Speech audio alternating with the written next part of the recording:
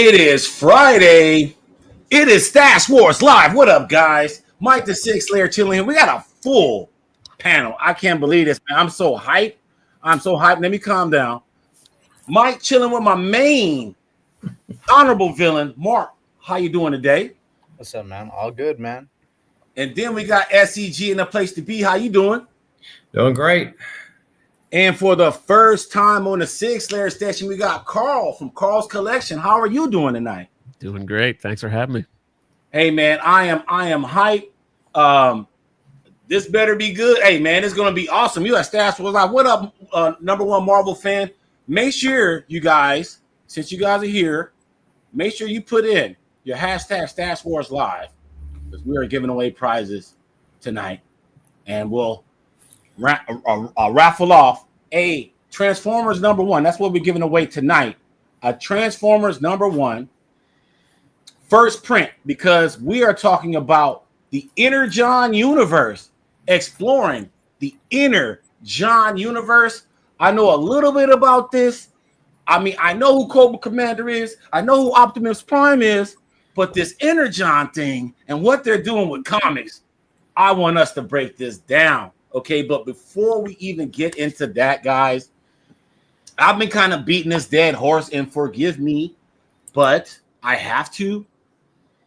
Batman, well, I think 161 and 162, Hush 2, they are delayed. And that is just chafing my bottom, guys, because it's making me think about the whole reason why they even put Hush on the Batman ongoing title. Because this could have easily been a miniseries, right? If this was a miniseries and it's been delayed, no one would have cared. But it only matters because this is a part of the ongoing third volume of Batman, which was going to end. I just want to show you guys this. Which was going to end. And a new Batman volume was going to begin, featuring Matt Fraction and Jorge Jimenez. Okay. And if I haven't said already, please smash that like button and subscribe to all of our channels. That's right. The Six Layer Station, the Southern Comic Geek, and Carl's Collection. Y'all better be subbed up and hit that like button, please. Okay. But back onto this, guys. Matt Fraction, Jorge Jimenez. I don't know. It might be delayed. But what I'm hearing, guys, I'm hearing that this Batman is going to keep going on in September. It's going to be released in September. It has no plans on being delayed.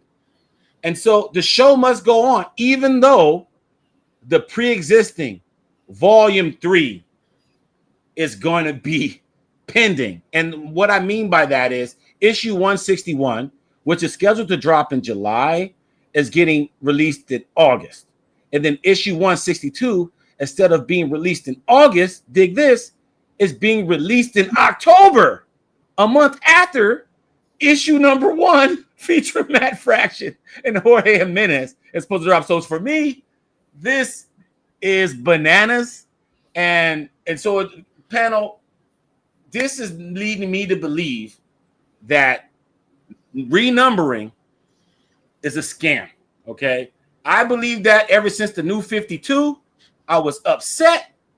And so before I give it to the round table, the great Todd McFarlane, gentlemen, he spoke about renumbering and number ones. And I want to get y'all take of after we hear from the Todd father.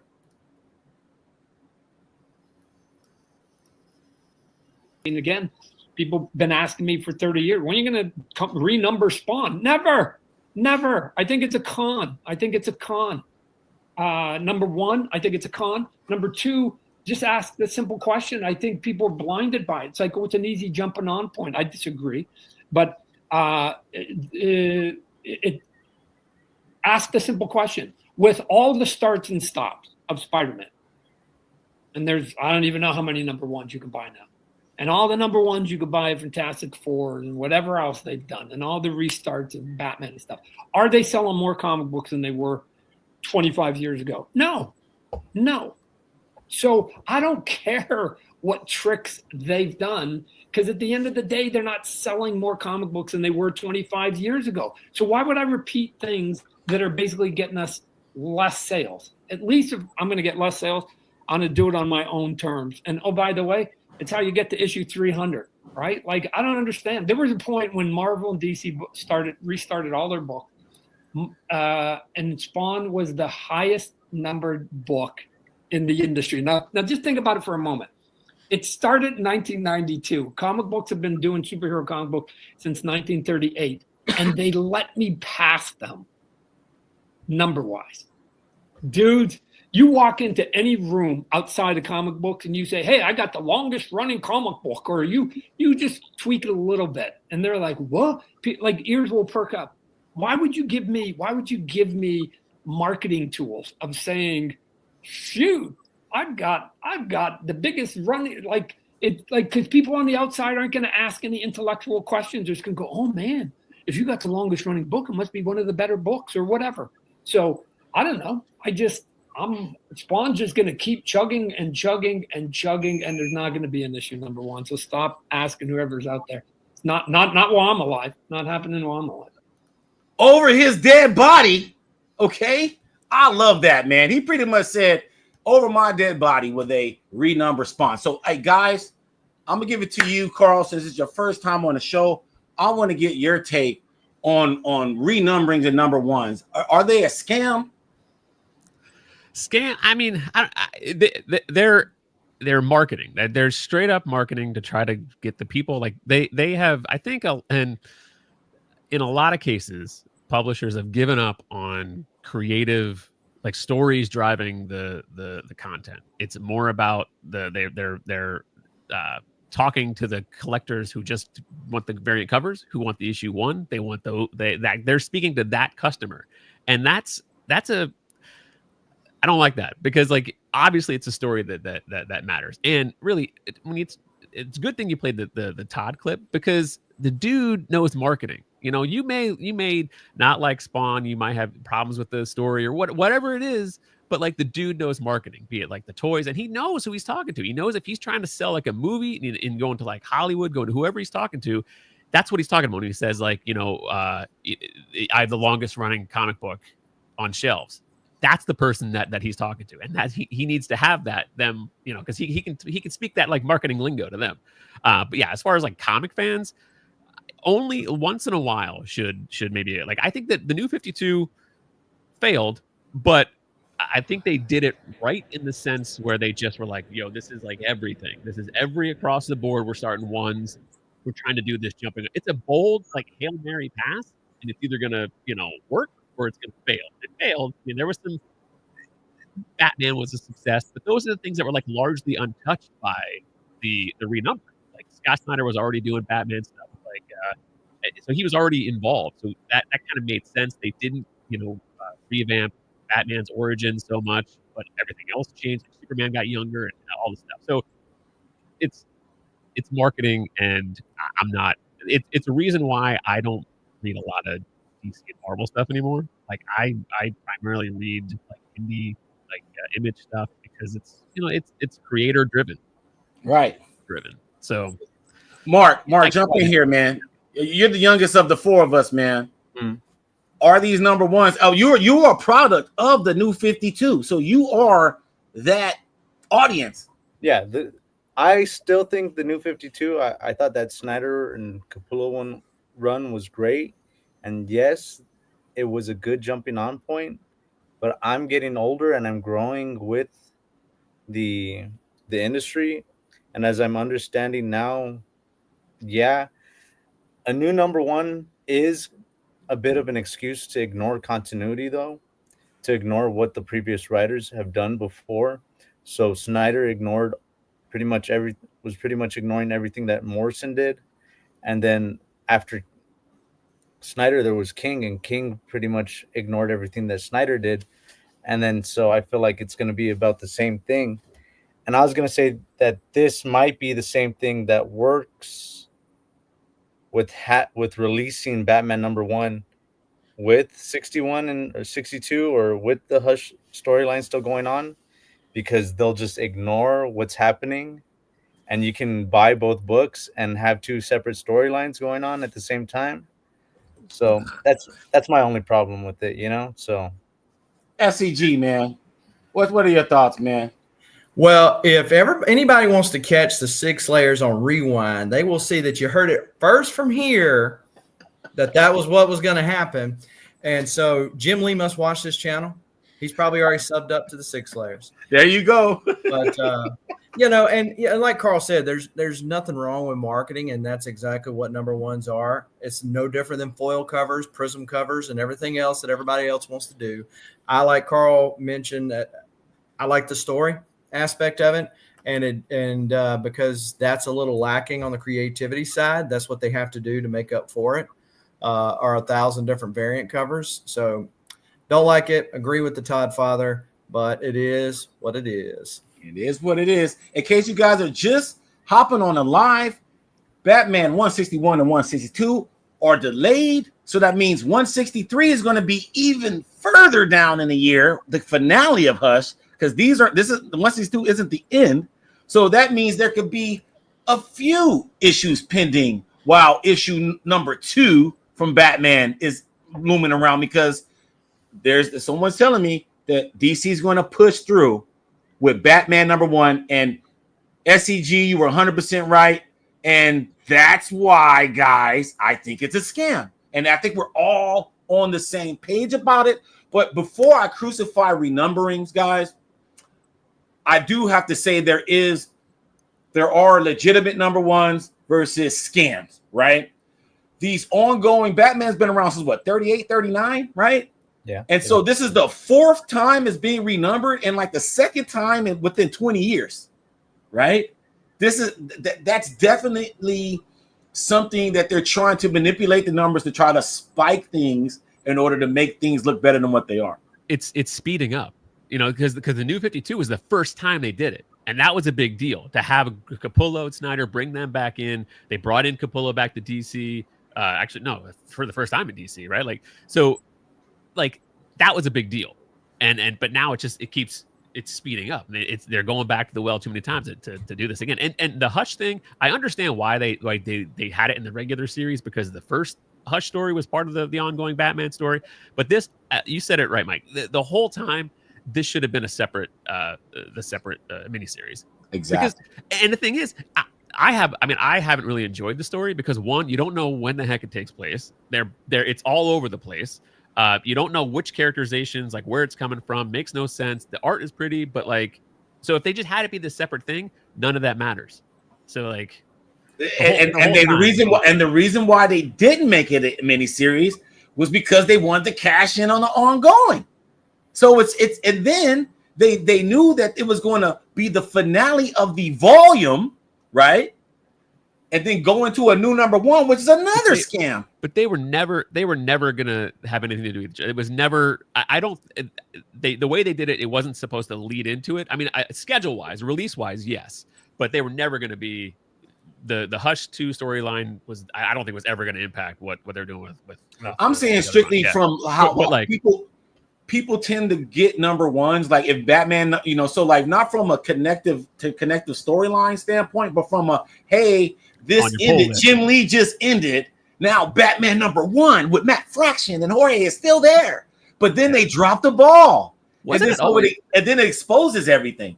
But it's I think the Hush 2 is supposed to be like 12 issues altogether, but it was 6 now. It was supposed to be 6 now and then 6 like later, like a year later or whatever. Like that was I heard that was the plan all along, and even they couldn't even get the 6 on the same schedule. So I don't know, but whatever. It's a mess. I think it definitely exposes the fact that this was a cash grab, because they didn't pull it off. So you're able to see it, especially a year after Absolute Batman's success and how it took over sales for 2024. And so they tried to carbon copy that with a little dash of Jim Lee, and it didn't work.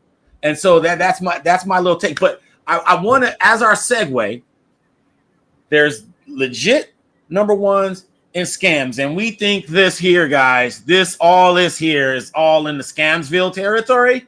So we all agree that this is just Scamsville. But when we're talking about the Energon universe, though, guys, We're talking about something that's legit. We're talking about something that's starting from the ground up, a new publisher taking on a whole new initiative with familiar faces.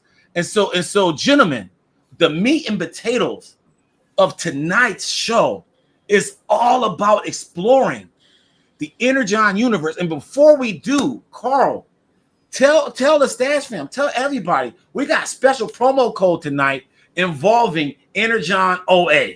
That is true. So I was talking to Josh Raybuck. He's Tom Riley, who does the art on the Duke miniseries and also now the ongoing G.I. Joe, the volume 1 of the G.I. Joe series, not on volume 2, coming back for volume 3. Anyway, so Josh is Tom's art rep, and I was telling him, hey, I'm going on the Stash War tonight. I'm gonna talk about Tom's art and other Energon stuff. And he's like, hey, well, how about we do a promo? So I was like, heck yeah, man. So so here's the deal. So from now until I think it's Sunday at midnight. I can double check that while we're on it, but it's Sunday at midnight. There's if you go to modernmythologycomicart.com and if you add a cart or add a page from Duke, it's Tom Riley's Duke art.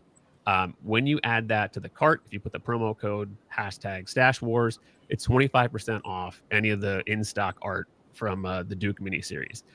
Also, he just posted a lot of the G.I. Joe art, and that if you contact him directly, there's a contact tab on the website.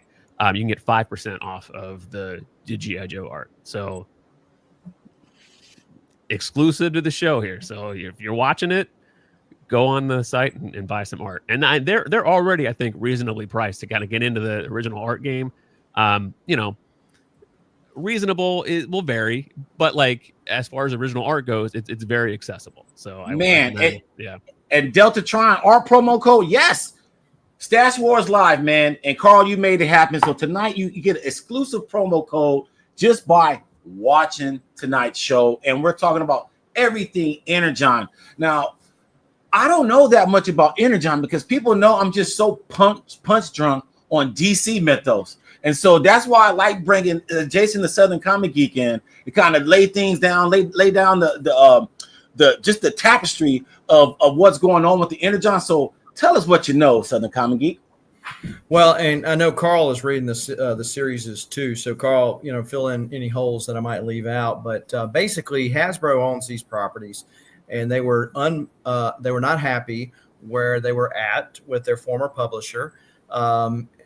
I wasn't happy with their former publisher either. I think they kind of got off the rails. And so having not read Transformers consistently from the time of the OG cartoons and the movie, just here and there type of a thing, I was able to pick up Transformers #1, and it was like I never left off.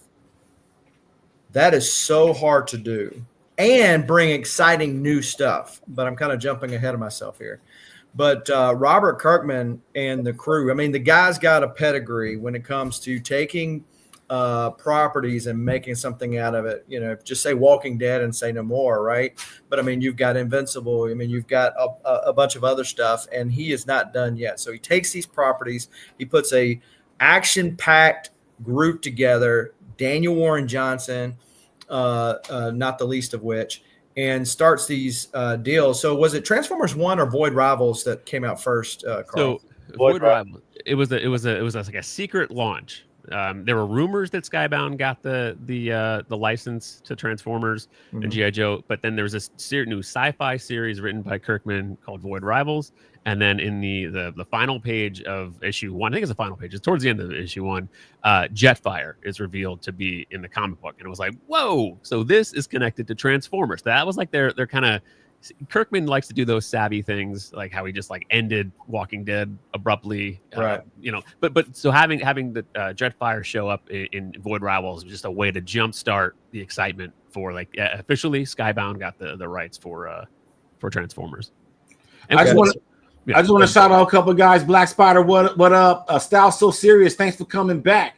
We're talking about the Energon universe tonight, guys. And my dudes are breaking things down to the molecule. I love it. I love this. So I have a question, guys, because obviously when Daniel Warren Johnson started doing Transformers, was it the familiarity SEG, or was it the fact you had superstar creators like Robert Kirkman and Daniel Warren Johnson involved with this IP? Well, that's what it was. There was an awful lot of hype around it. I went in with low expectations, just to be honest, based on my previous readings of the property. And I'm like, because again, it's very hard to take a childhood property where we have nostalgia, locked in memories, and bringing it to the forward and still keep it interesting while being true to the original. But when I started reading the first few issues, I'm like, they're doing it. They've got this right. And the art, Daniel Warren Johnson. I guess the first thing that I read of his personally was the Beta Ray Bill miniseries that he did, and I really liked that. So I mean, it was good from the start. And as it relates to GI Joe, I collected GI Joe toys and watched the cartoons back in the day, but I never read the comics. The comics really never appealed to me. But when I read the miniseries leading up to the GI Joe, issues that are going on now, I was really engaged. It's very action packed. Again, someone does not have to have a very detailed thing in the mythos to come in and enjoy these comics and get attached to the characters, because that's one of the things that I like. You don't see Bumblebee. Spoiler. You see him. You see him. Yeah. You won't continue to see Bumblebee. And that's the other part about it. It's like, what? I mean, this is like Transformers, the movie, all over again. And like, there's consequences to their actions. You introduce the beachcomber aspect, which I won't steal that because I'm sure that'll come out of Carl's mouth at some point. But the Ultra Magnus, the PTSD thing. I mean, just so many storylines that I never would have imagined of transforming robots. And that's why I continue to read it. And I'll be quiet. And if Carl, I just like I want to say stuff. There's so much to talk about. Like, it's amazing. Yeah, it is. And so when you talk about Kirkman adding stuff, the recent Free Comic Book Day, there's a tease in there for yet another Hasbro property being added to the Energon universe. So for those of you who are not familiar with that, check that out. And I'm sure it'll accidentally come out. So spoiler ahead of time. So. Okay, Mark, I got to ask you this, because you're the jack of all trades reader from the crew here. Did you hop on the train of the Energon universe any? Honestly, no, I'm not caught up. I read the first few issues, but no, I didn't catch up. But you did buy some of the earlier issues though. When Skybound took over the property. I think only like 1 and 2 of Transformers, and then I bought the first Void Rivals. So what about you, Carl? So like, it's obviously, man, I was looking at your calf, and that's a spoiler. We're about to have a stash water night of epic proportions, of Energon proportions tonight. It's about to be crazy. But before we do that, though, Carl, just based off looking at the awesome art in your calf gallery, what excited you about this new initiative?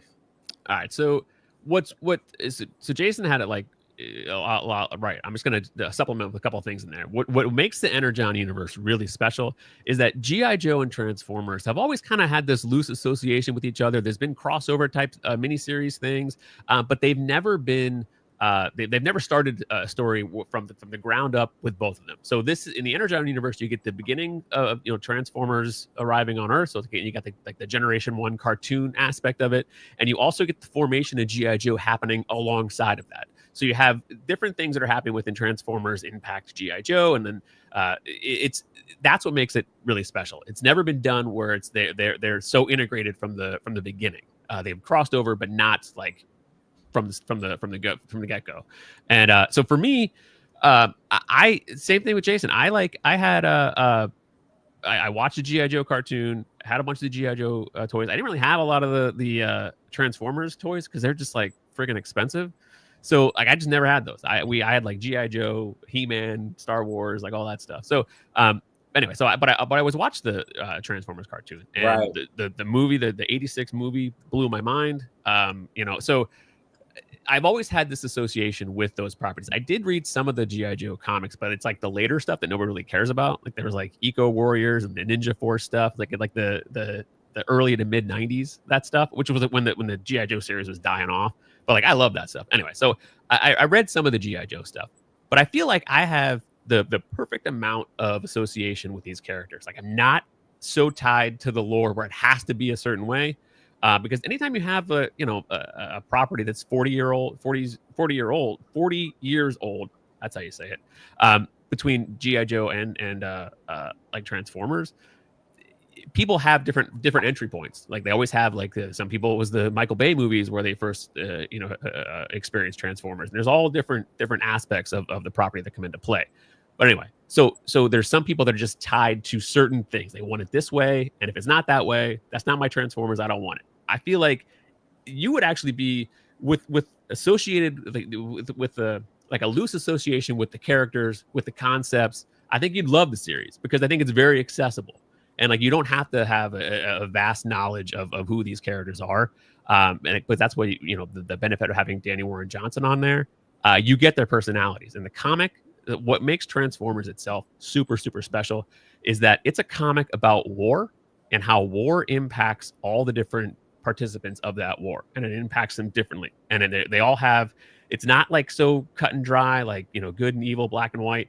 It's nuanced. And the way that Johnson has written it so far, like it's complex and amazing. And yeah, but for me, I also was a huge fan of Tom Riley, his art. Like on Facebook, I discovered his like people post commissions on the Facebook groups, and I was like, who is this kid? Tom Riley? I say kid, but he's like, he's a young guy in his 20s, and really impressive. So I got a commission from Tom Riley, and then I just have been following his career since then. And then he was announced that he was going to be doing Duke, the Duke miniseries, and I was like, oh my god, this is like an artist that I really I love, paired with a property that I really love, and it's super, super exciting. So I was like, from the get-go, I was on board. And Danny Warren Johnson, the first thing I read, I was late to the party on Danny Warren Johnson, because I sometimes, I don't know if other people like this, but if something is like overhyped, I'm like, nah, I don't that's not for me. I don't need it. So like I was hearing so many great things about Danny Warren Johnson, and I just was like, yeah, okay, maybe whatever. But I read Do a Powerbomb, his wrestling comic, and I was like, oh my god, this is fantastic. And then having him attached to Transformers along with Tom on the G.I. Joe side, I was like, this is for me. Like this is speaking to me. And that's like pretty much almost all that I buy as far as art goes this year. So, and I was like you, I my roots are in like DC comics, and I still love DC stuff, but I don't buy a lot of I don't like read a lot of DC comics right now. It's all kind of like creator owned image stuff. But yeah, Energon. And we're talking about this Energon. Carl's talking about the Energon. SCG's talking about Energon. Getting us acclimated, because Mark and we're obviously behind, right? Yeah. But what SCG brought up something very interesting, and it was about the creators involved with the Energon on the onset and how that created some momentum, right? And here we are right now with a new announcement with some another banging ass combo, and this is Kirkman with Dan Mora. Somebody speak on this. I can't scream like a schoolgirl. My voice won't go that high anymore. Yeah, so we were getting ready for this, and I think I had just seen this, and Carl sends me text me. He says, "Look at this." Yo. I mean, I've been loving Dan Moore's stuff, especially on the World's Finest that he was doing, and but it's usually when they replace creative teams, it's because things are kind of going in a bad direction. So they've got some stuff up their sleeves. He's like a few steps ahead. DC should take notes as it goes back to Hush. Be ahead of the game. Leave your audience wanting more, not wishing it was over 5 issues ago. And that's what I feel like they're doing with Transformers. And I again, trusting the creative teams. I'm ready to see it. Now, I'm going to miss the former one. Don't get me wrong, because I have gotten attached to them. But they've been up front, kind of like since I don't know, like a long time. That we always knew that the Danny Warren Johnson was like, I think I have 2 years in me of writing. He did the first 6 issues writing and art, and then after issue 7 on was Jorge Corona on the art, and with a couple fill-ins along the way. But so he always said, like, I'll write this until issue 24. So we knew this was coming. So they telegraphed it. And again, respect your fan base. Set the bar, like, hey, this is what we're going to do. It's not, we're not going to have sales dictate the creative changes. We're going to have the story dictate the creative changes. And that's what they're doing here. And Kirkman, dude, knows how to play the long game like nobody else, So the fact that they're putting all these teasers, like, Duke from G.I. Joe, he has a cameo appearance in Transformers issue 2.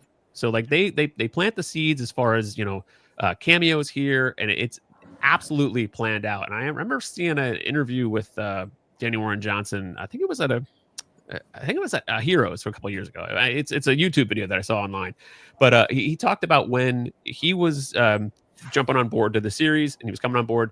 Kirkman and Skybound, they had like a roadmap. And the roadmap was he described it as multiples of 10 issues. So it was like say like 50 issues or whatever it was. But they have a plan, and that's what they're doing. The roadmap is there. The involvement between Void Rivals, GI Joe, all of it's connected, and they're just doing it intelligently. And it's phenomenal. It's the way to do it. So, Mark. Oh, I'm sorry, SCG. Go ahead. Well, I was just going to say that cover right there to the left, where Optimus is taking care of Soundwave.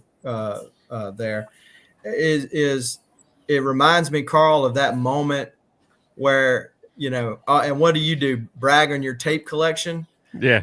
That moment in the comic. There's just so many zingers in that comic that just kind of.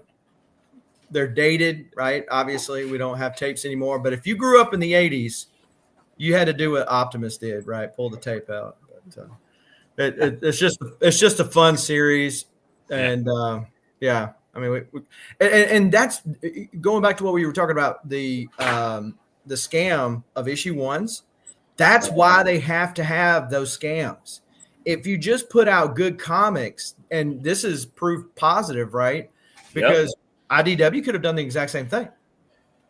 They just didn't have the right people helming the ship. And so, that's a great point, SCG. Mark, man, I'm curious because it's funny because I believe SCG, you sent me this, and I think Mark sent me this, the announcement, the IG post of this new creative team of Kirkman and Dan Mora. And Dan Mora, I mean, as a DC fan, I mean, he was killing it with Mark Waid, with the World's Finest. And so going and working with another legend like Robert Kirkman, that had to have been exciting, right, Mark? Well, dude, that was the one series I was caught up all the way, or that I was really buying as it came out, World's Finest, because Dan Mora's art. Well, because I love Mark Waid, but Dan Mora's art, man, is so crazy. So leave it on this page, though, man, because this is a different flavor than Daniel Warren Johnson, but I think this fits perfectly. And I might have to go back and just pick up all the issues, and then I guess I'll start collecting as it comes out from 25, But that's also great, though, too, because Daniel Warren Johnson got to do 2 exact years, 24 issues. And then 25, Robert Kirkman is going to step in and give his own ideas, Are they still going to continue Void Rivals, though? Is he going to?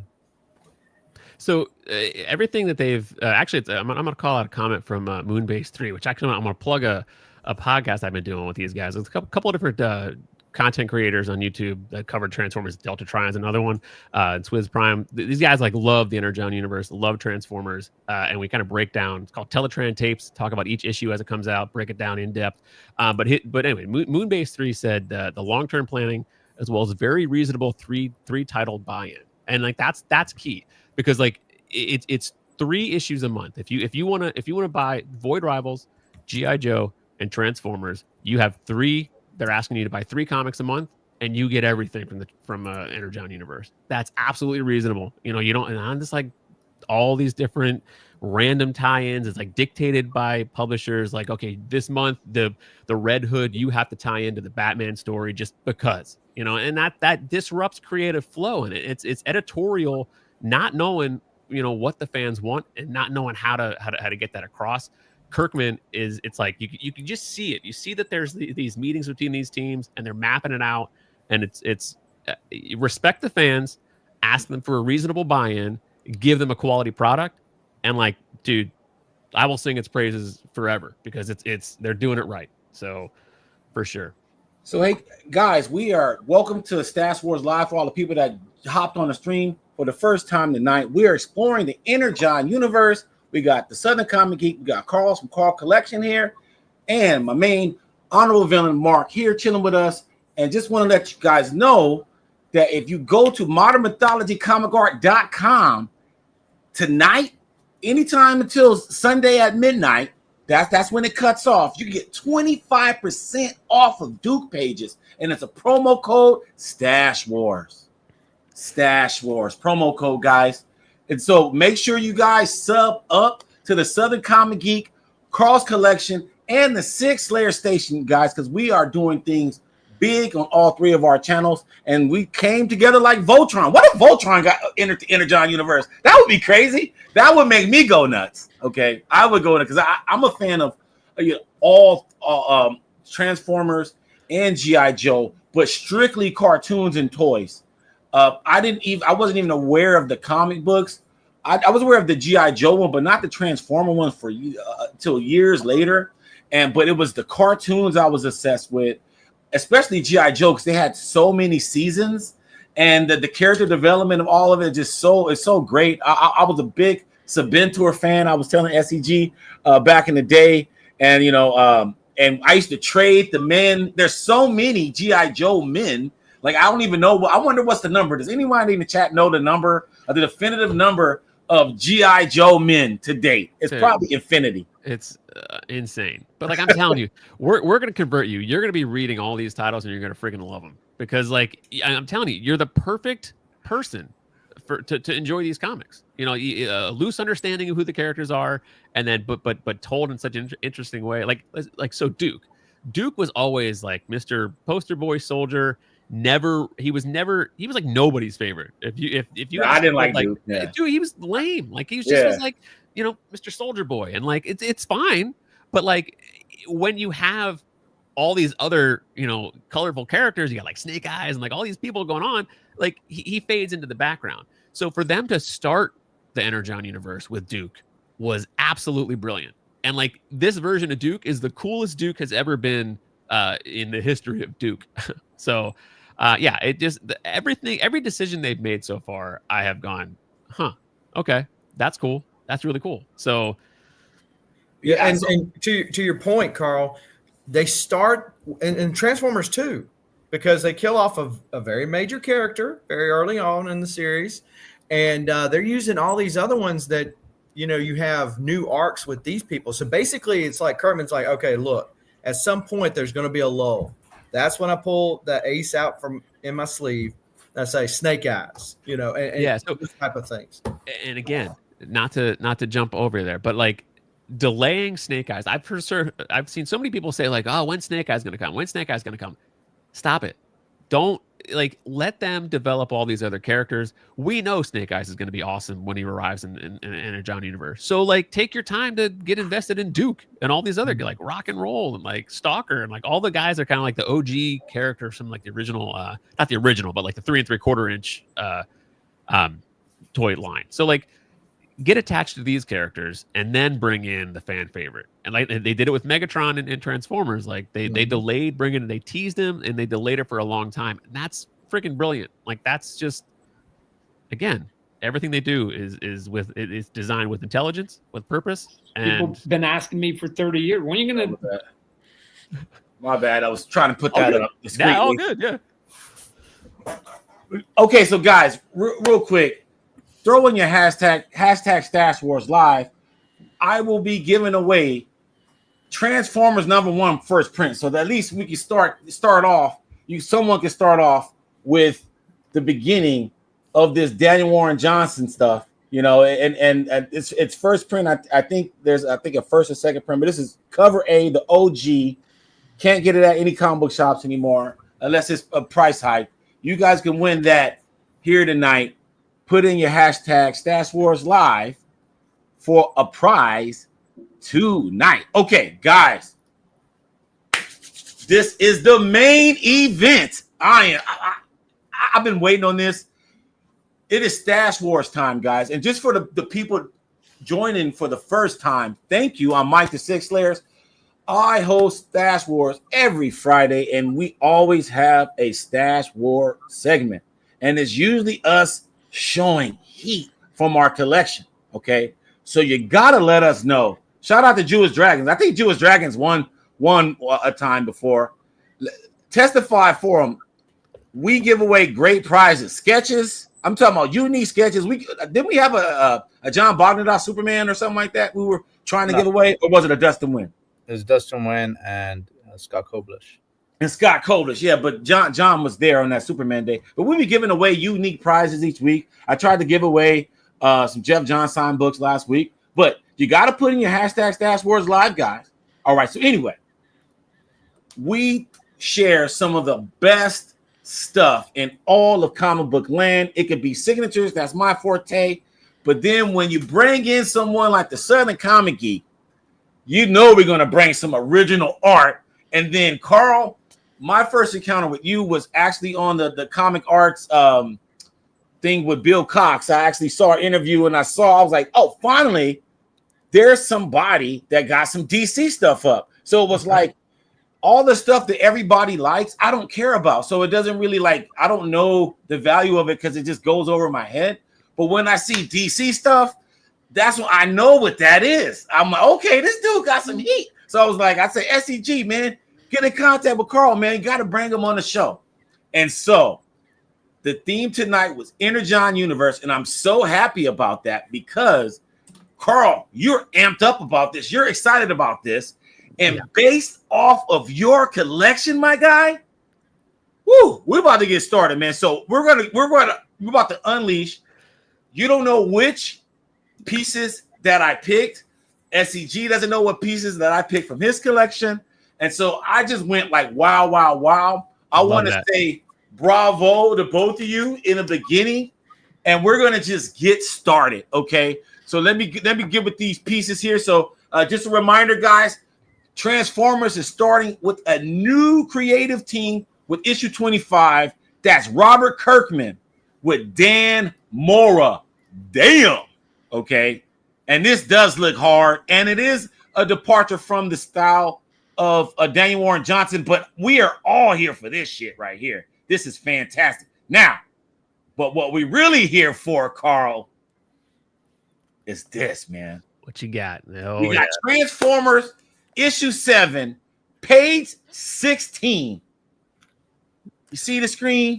Break it down, man. What are we looking at here? We are looking at my guy, Ultra Magnus.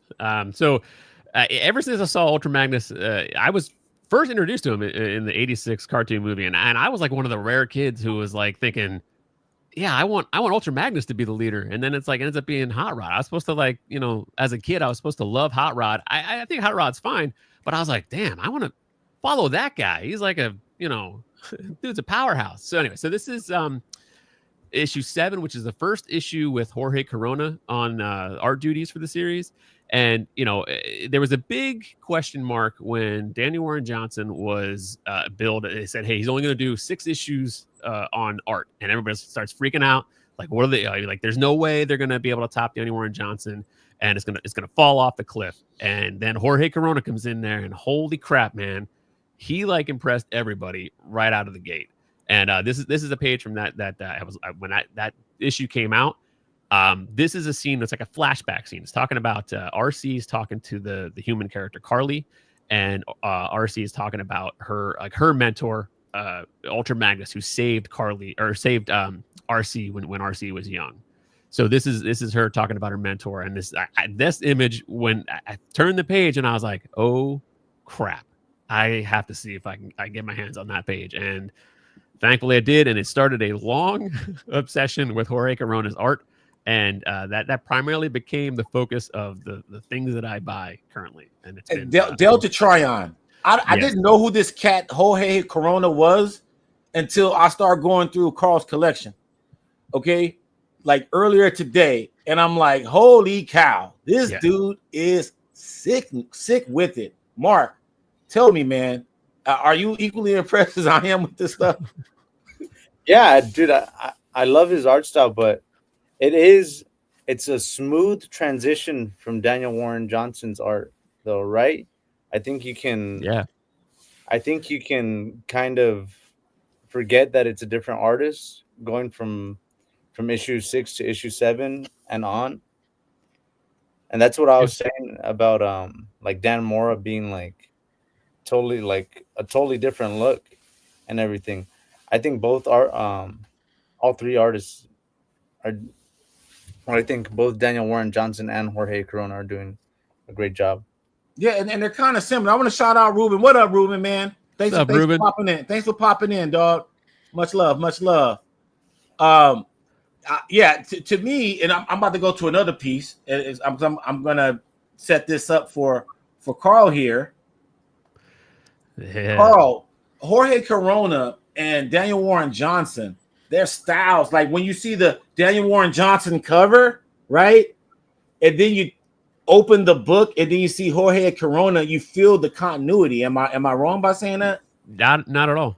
So they're definitely they're a different style, and you can you have them side by side. You can see the different style, but they've got a similar flavor and in the energy that they bring on the page, and that's what impressed me about Jorge Corona. It's kind of like Daniel Warren Johnson set the tone, and then Jorge came in and just kind of did his own thing, but like did it kind of like in the like it's very complimentary. I'll put it that way. It's a very complimentary style to DWJ.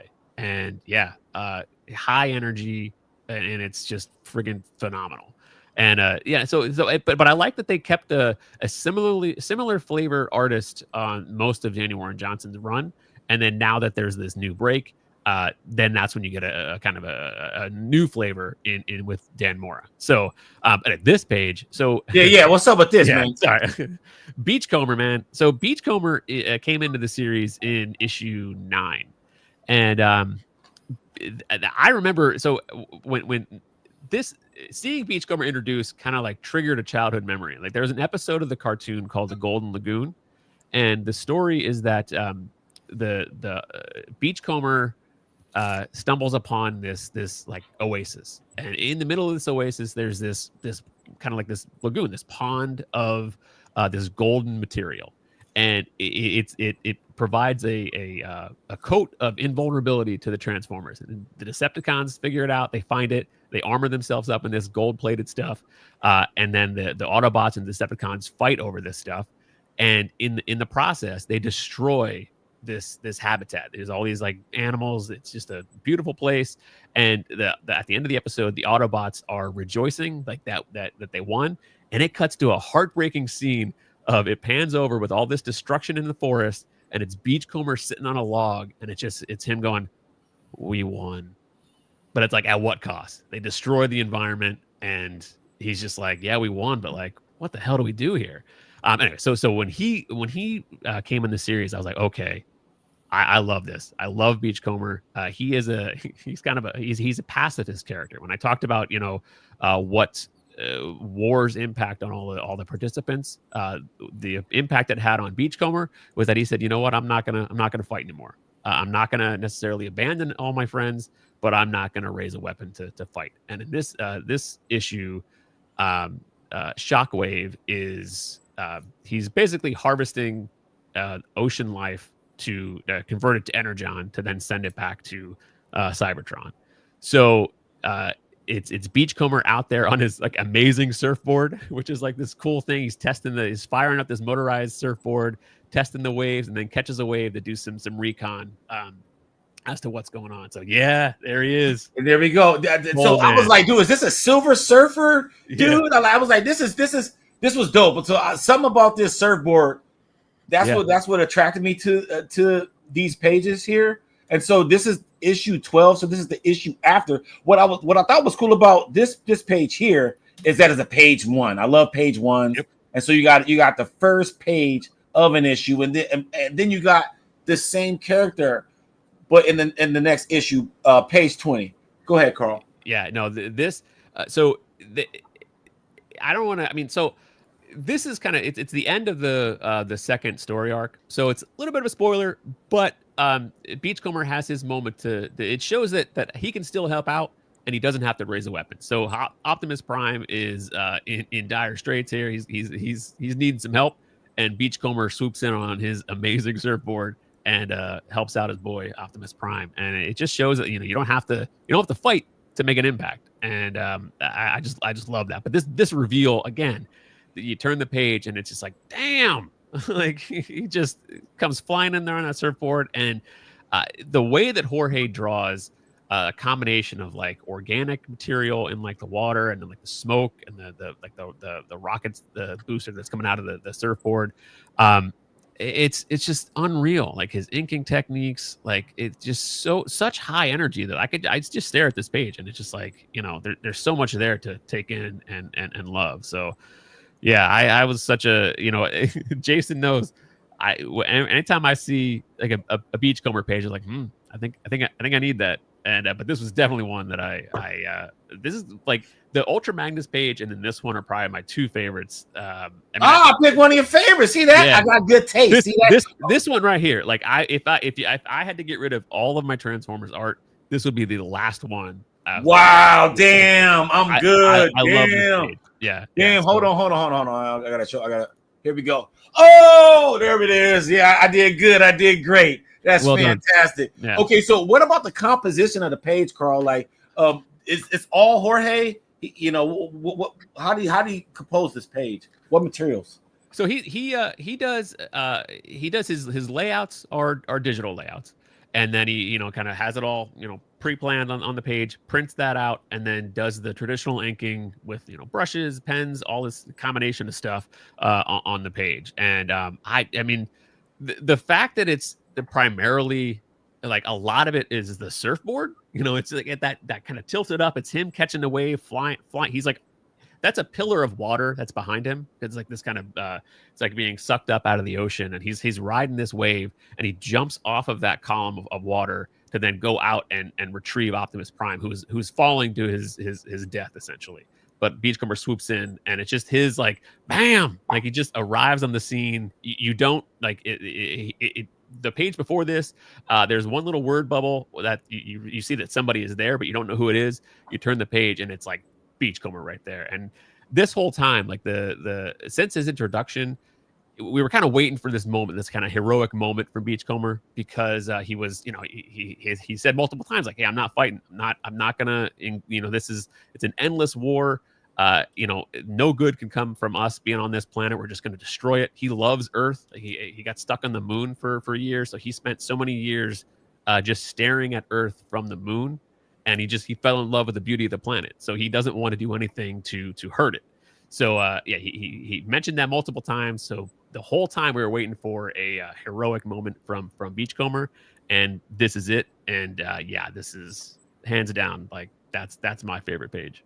Man, I'm on fire. Now we with some Duke, guys. Hold on. We're speaking of Duke. 25% off of Duke pages if you go to Modern Mythology Comic Art.com. Yeah. There you go. And just 25% off on anything Duke, Tom Riley's Duke pages, and you can get 5% off his G.I. Joe stuff. So promo code hashtag Stash Wars. You can do that. You can enter it in the cart at the website. If you put a Duke page in your cart, put the promo code in there, hashtag Stash Wars.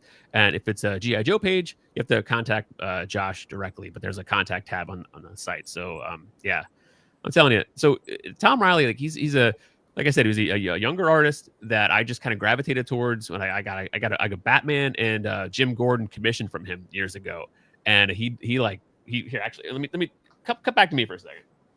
Okay. Yep.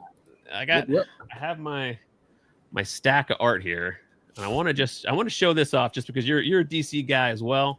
So all right, here we go. So this has nothing to do with Energon Universe, but it's the first thing that I got from Tom. Oh Ooh. snap! Ooh shit! Yeah. So like, Here we go. Now Dude- we cooking. yeah, Now we cooking. You dude woke did me up that. like I woke up. Yeah. In Good 2020? morning. Yeah. Commissioned it, I think at the end of 2019, and then it was just at the beginning of 2020 that I got it. So yeah. So ever since I got that, I was like, this dude. I love his. You know, when you get a commission, a lot of it, not problem. I don't have a problem with like pinup stuff, but like, dude told a story with that Batman and Gordon commission. So his ability to tell a story in a commission means like, look, if he's on interior pages in a comic book, he's going to make smart choices. He's going to make, you know, tell a great story. So that's what, you know, I bought other stuff. He did some Fantastic Four stuff. He did some Ant-Man stuff. He did a Thing miniseries, all things that are not necessarily in my wheelhouse, but I bought stuff from him because I just loved his art so much. So he gets announced for the Duke miniseries, and it's just that blew my mind. I was like, this is amazing. It's a great opportunity for Tom to get on a high profile book, and then also it speaks to me directly because it's G.I. Joe. But yeah, so this is the Duke miniseries. Duke has an encounter with Destro, and I love Destro. In the G.I. Joe lore, it's always Destro and Cobra Commander at odds with each other, always just like, you know, button heads all the time.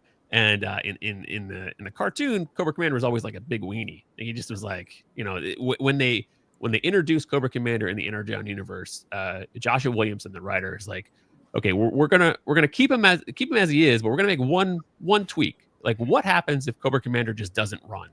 And like, that's who this Cobra Commander is. So he's not a weenie, but they kept the interactions between Destro and Cobra Commander. They work together, but they don't like each other.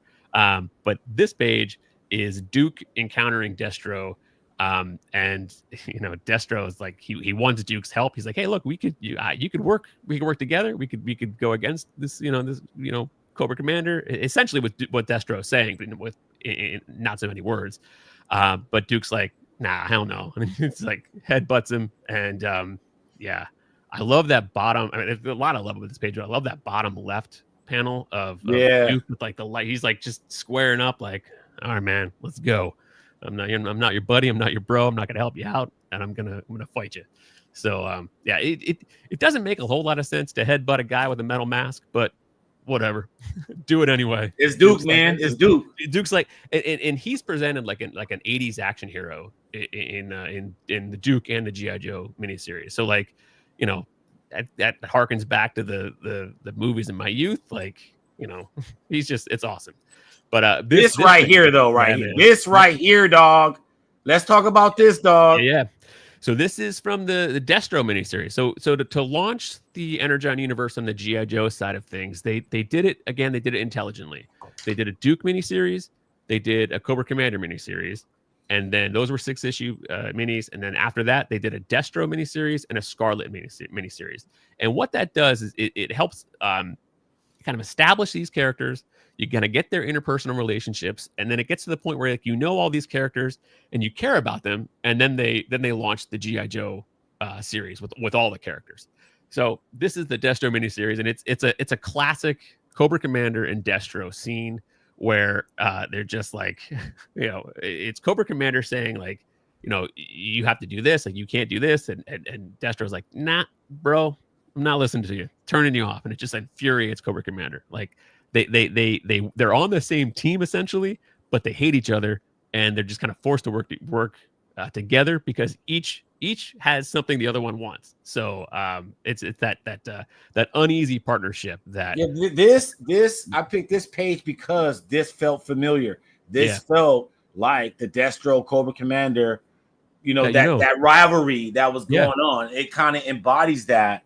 And I love my favorite Cobra Commander is the one with the silver mask. Yeah. So like that's my favorite one. That was the toy that I always try to get.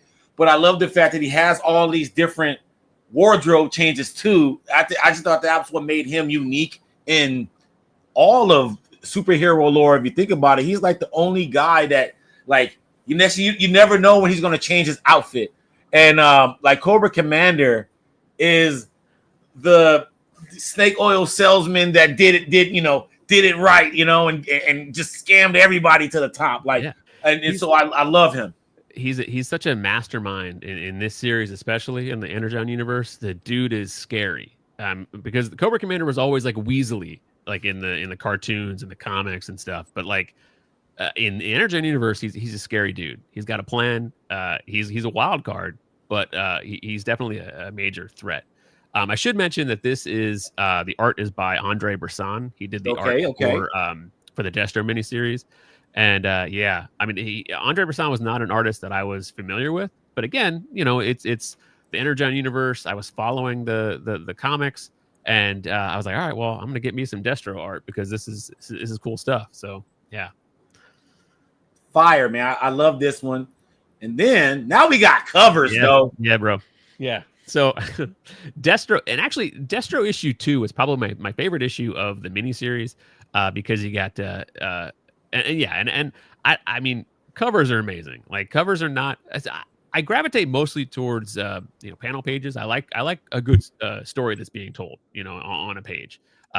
Splashes and covers are great, but like I love this cover because it tells a story. So in the miniseries of Destro, there, Marcus, you got it, twins. So the story is about Destro against the Crimson Twins, the Tomax and Zaymot, and it's them, jockeying to be like the main arms dealer, that the top dog when it comes to dealing weapons and soldiers, and so it's them pitting against each other, and the robots, like the battle android troopers, the bats, those are Destro's like his big thing that he's like that he created. And he was like, he was trying to sell these troopers to different countries to bolster their armies. And the twins, there's an attack on the factories that are making the battle android troopers, and you don't know who the attack is from, but Destro thinks it's the Crimson Twins. And so it's literally he thinks the Crimson Twins are behind the attack on the battle android troopers.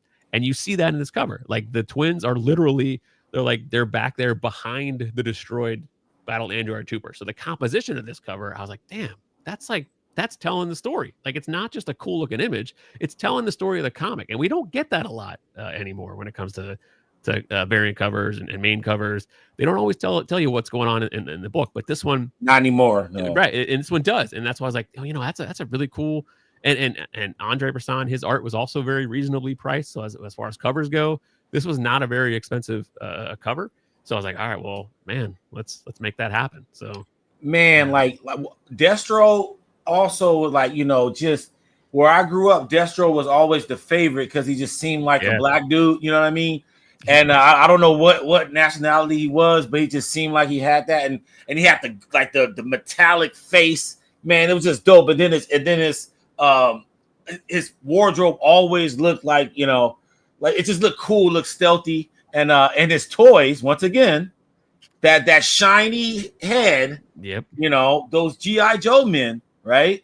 You had to have that. I had to have Destro. I had to have one of the Cobra Commanders, and I had to have a Sabentor with the little hovercraft thing that he was on. Yep. But dude, like I can't believe I'm looking at on Stash Wars Live. Dude rocking a Destro cover, dude. This is a number 2. And so this is so a question about this before I go to the next piece. Yep. This is just the launch. All of this stuff is just the official launch, Skybound. So this is the first, or actually the second issue ever of Destro under this Skybound Energon. So this is all early stuff. Yeah, so like I said, so they each of these character specific books, the Duke, Cobra Commander, Destro, and Scarlet, they were all 6-issue the 6-issue miniseries. So it was just a chance for them while Transformers and Void Rivals were ongoing titles. Before they launched G.I. Joe, they took time to develop these individual characters in their books, and you kind of saw their interpersonal relationships. You see you read Destro, and you see how the Crimson Twins and Destro have a history. So that way, once you get to the main series of G.I. Joe and they're all under the Cobra umbrella, you see why they don't like each other. You see why they're hesitant to work together. And Ronnie Rosmo. Yeah. I was like, what? This dude got a Ronnie Rosmo cover and shit. Flex. This was crazy. So I have the cover A and the cover B for Destro number 2. This is the same issue of Destro. So Destro 2 was like my favorite cover, or my favorite issue of the series, and then to get 5 issues. Thanks, Marcus. So I was thinking, yeah, because GI, yeah, you're right. That's why I was like, is it 5 issues or 6 issues? The GI Joe were so Duke, Cobra Commander, Scarlet, and Destro were all 5-issue miniseries. Marcus knows all. Thank you, sir. All right, so. Yeah, so issue 2 of Destro was amazing. I loved it. Felix had this. This was on a Felix drop, and I already had the cover A for Destro 2, and I was like, well, damn. I've been waiting to Riley Rossmo has been an artist that's been on my radar a long time, but never really something that I felt like I needed for the collection, or something that was so specific that I had to go after it. I like the art, but then once this variant cover was revealed, and I was like, that's really cool, but I never really crossed my mind to go after it. But then I got the Destro cover A by Andre Bresson, and then this was on a Felix strap, and I was like, well, that just makes sense. I've been looking for something from Riley to have 2 covers in the same issue. That's kind of cool. So then, yeah, I was like, Flex. Yeah, but hey, Felix. So I saw this listed on when Felix does his preview for his art drops.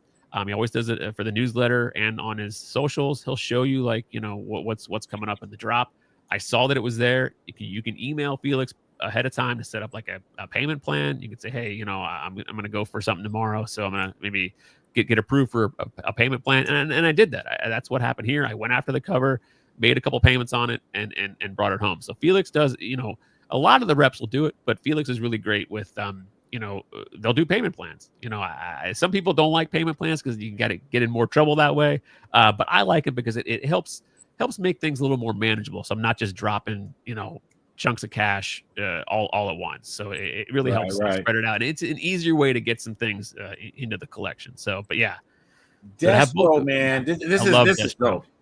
Yeah, So, and it's the same thing. It's not to cut you out there. Sorry about that. It's a variant cover, but it also is so representative of what's going on in the story. You get the reflection of the twins on the mask, but in the story, the twins are like in Destro's head. Like they're kind of they're challenging him to they want to knock him off, knock him down a peg.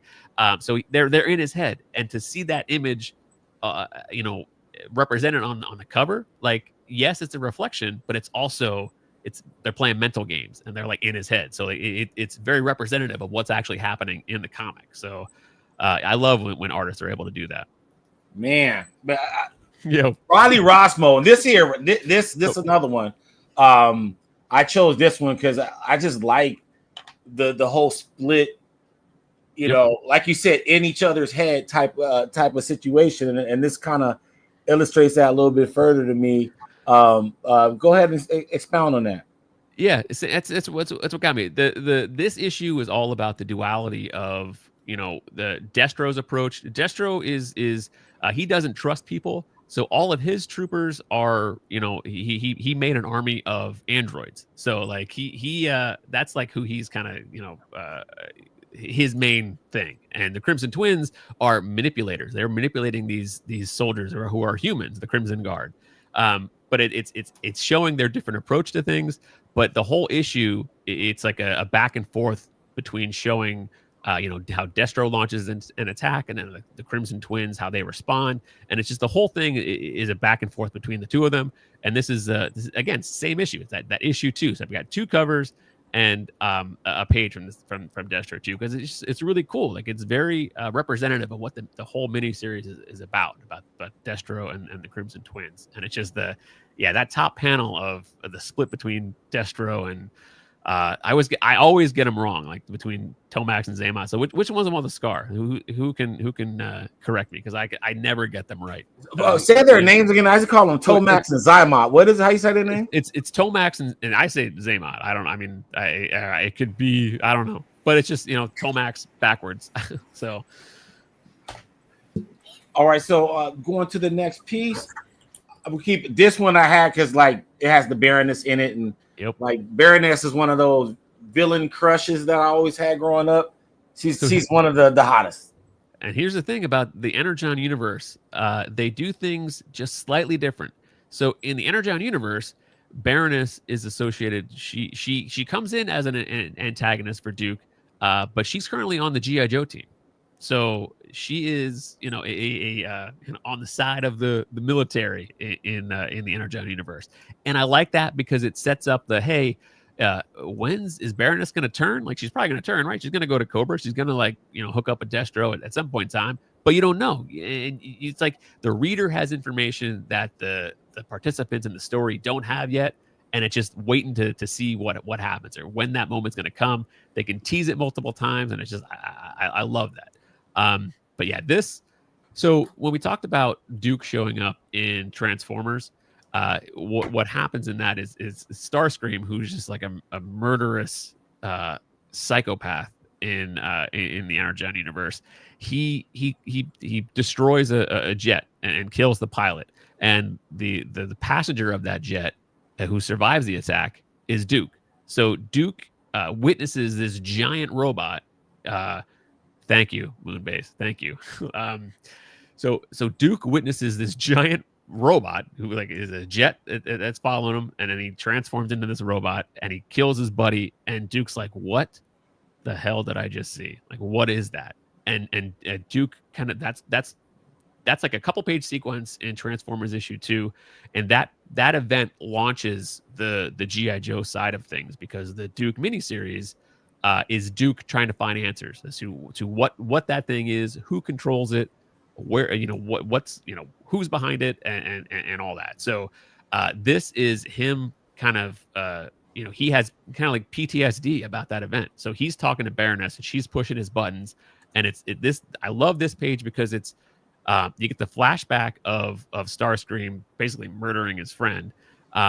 But you see how it's like the composition of the page, what Tom did, the way that Duke is kind of looking off to the side, his head's down. You see how the burden that he's carrying of these events, that they're weighing down on him. And I love when artists can convey those emotions in body language. That's what the art. I mean, that's what any artist should be able to do. But I love how Tom does it. So, and I love so. Jordi Belair is the colorist for Duke and GI Joe, and the coloring is pretty wild. It's legend too. Yeah, it's not conventional coloring, but I love it. I love what she does. However, saying that, look at the difference between the two. I love seeing Tom's black and white art because it reads differently. I love the published page. I love what Jordi Belair does, but I also love seeing the art in original form. So like that's one of the things like that excites me about original art, is that you see it in its like purest form. Not to discredit any colorist and what they bring to the table. It's just if I like the published page, seeing the original art is like a treat as well. So it's just like two ways to enjoy the same storytelling page. So yeah. Man, I love this, and I like how they colored it and made the who's the character on the top panel? Starscream. Yeah, I love how they color that to make it look kind of like vibrant. Yeah, she does that for like any flashback scene are kind of usually done in that red and shaded kind of look. So I like that she differentiates that. So when you look at it on the page, like it reads quickly, like, okay, that's a flashback. That's a flashback panel. So which is smart. I like that. All right, so I wanted to take a commission intermission and explain this. Yeah. All right, so this is I got this at OAX, and this is by an artist. His name is Maxi Dallo. He is an artist that I discovered through OAX. The first OAX was 2024, and I just kind of fell in love with this guy's style. He had some really, really inexpensive commissions. So I got one last year of, 2 years ago now, of Gunslinger Spawn and a Spider-Man piece, which I don't really do Marvel stuff, but like Maxi was doing these really amazing slice of life commissions where it's like Spider-Man and Mary Jane having like a picnic on a rooftop, and it's just like little stuff, and not like your actiony typical action type commission stuff. But I got a commission from Maxi of Spider-Man buying a hot dog, because I was like, it's just that's all I told him. I was like, how about Spider-Man buying a hot dog? And then that was he did an amazing job. So when he was invited back for the second year of OAX, I was like, you know what? I've seen him do some. He did an Optimus Prime piece for a buddy of mine in the first year at OAX, and I was like, I got to get a commission of Beachcomber, because I love that guy. Yeah, I love when I talked about that episode, the Golden Lagoon. One of the cool things about that episode, the more memorable things, is when Beachcomber comes into the Golden Lagoon, all these animals kind of surround him like Snow White. It's like all these like little woodland creatures come up, and they're like on his shoulder, he's holding them, and they're it's just like super super cute. But it's like him falling in love with nature, and Maxi does an amazing job with so he gets the kind of the gentle nature of the character. But also what I love was he snuck in this, if you look, like his Beachcomber's left hand is like mangled and mashed. And so even though Beachcomber's going through some stuff, he still has time to sit down and just kind of, hang out with the woodland creatures. And it's just like, man, that's some beautiful storytelling in a commission again, which I love. So yeah, check out Maxi Dallo. His stuff is splash page comic art. And he does commissions for, I think he's gonna. Where I just see where he's gonna be next. Maybe is it San Diego? It might be San Diego. I'm not sure. But anyway, inexpensive commissions, and that's in the original art game, the discussion is always pricing and how prices just keep going up and up and up, and commissions are unobtainable. But that's an 11x17, and I think it was like $200, and that's reasonable when it comes to when you look at. That's great. That was 200, and what you get is like a full 11x17 full background. That's a con sketch price, dude. That's a little whatever. That's a remark for some people. So yeah, he's Maxi's like up and coming. He's doing he's gonna be what I see. Lost Fantasy is an Image comic series that's happening right now, and he's going to be on issue 5 of that. I don't know if he's doing more than that, but I know he's going to be on issue 5. So Maxi's like a name that's like kind of like up and coming, and okay, here we go again. Oh, the other way. Hey, I picked some up and coming guy. I didn't know who that was. I loved it, but that was $200. OAX. That was this year. That was last year. January of this year, yeah. So that was this year, so that was recent, man. Like that's a steal. 11x17. I thought that was that's cover quality stuff, bro. Yeah, full 11x17 piece with full background. It's killer. So yeah, that is crazy. This is Stash Wars Live, broadcasting from the 6th Layer Station and Southern Comic Geek. Right? Is everybody got their stream going? Yep. Is everybody got the stream going? Just me and you, Jason. I don't have it. Going. Okay, so it's broadcasting live from the 6th Layer Station and the Southern Comic Geek. Please smash the like button. Help us all out. Like everything. Just like everything. Because if you like comic book art, if you like comic book culture, this is the one-stop shop, man. And we're talking about the Energon universe. And I can't believe that was a $200 commission. Jeez. Okay, so moving on. So I did that one. Okay, here we go. So now, this right here is sick. Ooh. Yeah. So, and it's a great example of, again, the coloring. So this is a flashback. So it's exactly what I was saying with the previous page, where the Starscream was in that. They had the reds and the coloring was there. Same thing here. So it's Cobra Commander talking about the first time you see Megatron. I think it's pretty sure it's the first time. Yeah, the first time you see Megatron in the Energon universe, Cobra Commander has him like kind of captive. Actually, no, I may have been wrong. I think he showed up in a page of Transformers. Whatever, doesn't matter. An early appearance of Megatron and Cobra Commander kind of has him captive, and this is Destro Cobra Commander recalling the events of him having Megatron captive. But again, it's a page that it's Megatron, or it's Cobra Commander keeping his secrets. Like, he doesn't want Destro to know everything about the Cybertronians and this stuff. So he's keeping the Megatron information close to his vest. He's not telling Destro.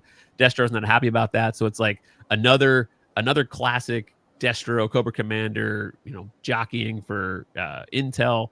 Yeah, this is one that, like, when I saw this one, I was like, okay, anytime you get the kind of the crossover stuff, the Transformer stuff in a GI Joe series, I do love seeing those because you don't see a whole lot of it. But that's why I like the couple pages with Starscream in Duke, and then this one in GI Joe #2. I was like, all right, well, I gotta go after that one. Plus, again, my boy Destro's on there, so I failed to mention that this is your penultimate a piece right here. Yep. And Mark, I think I heard you, man. You feeling this piece right here? I didn't say anything, but dude, like, but I love villains, man. Like it's in the name, honorable villain. But like this is the ultimate piece, man. Like getting a Cobra Commander and Megatron. The only person I love above Megatron is Starscream, though, because he's kind of like the Destro of the Transformers, and he's always like trying to kick off Megatron off of his high horse and everything, but and he's just conniving, and he's like that sketchy guy. I don't know. I like him, but Megatron is Megatron, man. You got the two big dogs right here. Yeah, well, what I'll say about this, I know there's a lot of people that like the old school comic art. I don't really like it. I don't like the word balloons. I like just the art. And what I love about this, even without the coloring there, you have no context. All you have is Cobra Commander, and then you got everybody else, and it just looks like a straight up crossover image. So without all the word balloons and the coloring to give it context, this looks more awesome to me in black and white. Just the images by itself with just no context. This is great. Like holy hell, you got Transformers and GI Joe all on one page and all the villains, dude. And so like that's what made me love this. I wasn't even looking at the reference page of actually the published page. To me, it takes away from it because like if you just look at it, just your imagination goes wild on it. And then as you were stating, Carl, then you read it, then you know the significance of it, and it makes you love it even more. But just as just a casual fan, right? Or an intense fan of the cartoons, I should say, just seeing this and being a comic art fan as well, just seeing this page, this is a primo page to have in general, period. I agree.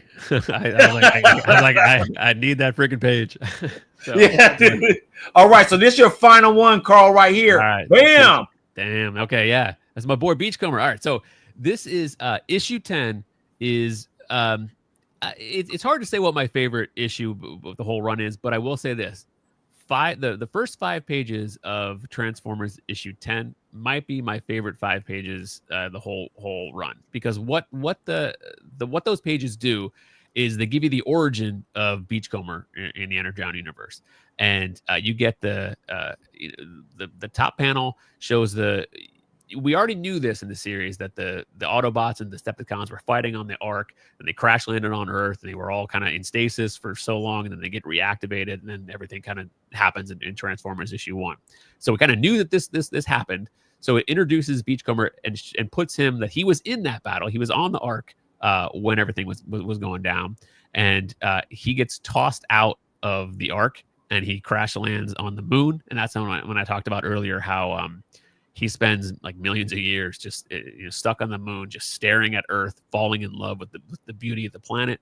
And it kind of like the birth of his, like, I'm not gonna fight anymore. And then I see the beauty of this planet. I want to protect it. And so yeah, this page, it's a rare appearance of Bumblebee in the series because events. But I like the fact that you get all the characters in the top panel. You get Skywarp, who's ready to toss Beachcomber out. You get him falling towards the moon. As someone who loves the character, I've been able to get it's a 5-page sequence, and I have 2 of the 5 pages, and I know One of the pages I will never own because it's in the collection of some guy named Danny Warren Johnson. So I was like, nah, I'm not going to be able to get that one, which is a page that I really, really love. But it just speaks to, I feel like Danny Warren Johnson, like his, so much of his voice is in the character of Beachcomber. Kind of like, just Danny Warren Johnson seems like an easygoing, nice, really nice guy, and it's like I don't feel like there's like a mean bone in his body, and like that's the vibe I get from Beachcomber. So so it doesn't surprise me that one of the only pages from Jorge Corona that are in Danny Warren Johnson's collection is a Beachcomber page. So yeah, perfect segue, because I was about to bring up Daniel Warren Johnson right now before we get into SCG's pieces, his pages. We interviewed recently Daniel Warren Johnson on Six Layers. You guys should be subscribed. We interviewed the best in the game every Thursday, 5 p.m. Eastern. But we asked Mr. Warren Johnson, I'm going to set up this. I messed that up. Let me go here. Yeah, here. There we go. Here we go. So we interviewed Mr. Daniel Warren Johnson recently, and I wanted to ask him, because with the recent popularity of this whole Energon universe thing and him being on the top bill on the Transformers, does his popularity as a coveted artist in the original art world, does that impact his art choices when he is drafting? And this is what he had to say.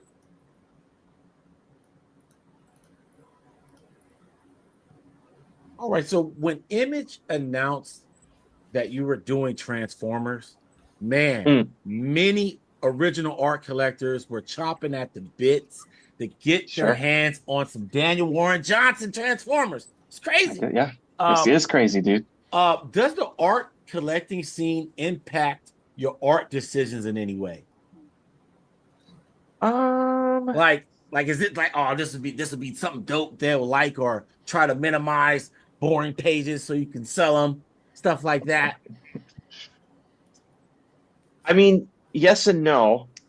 When I'm making stories, when I'm like writing stories, I'm actively not thinking about collectors or even readers. Honestly, I'm thinking about myself and what I want to see in either the story or what I want to draw. I want something that's challenging.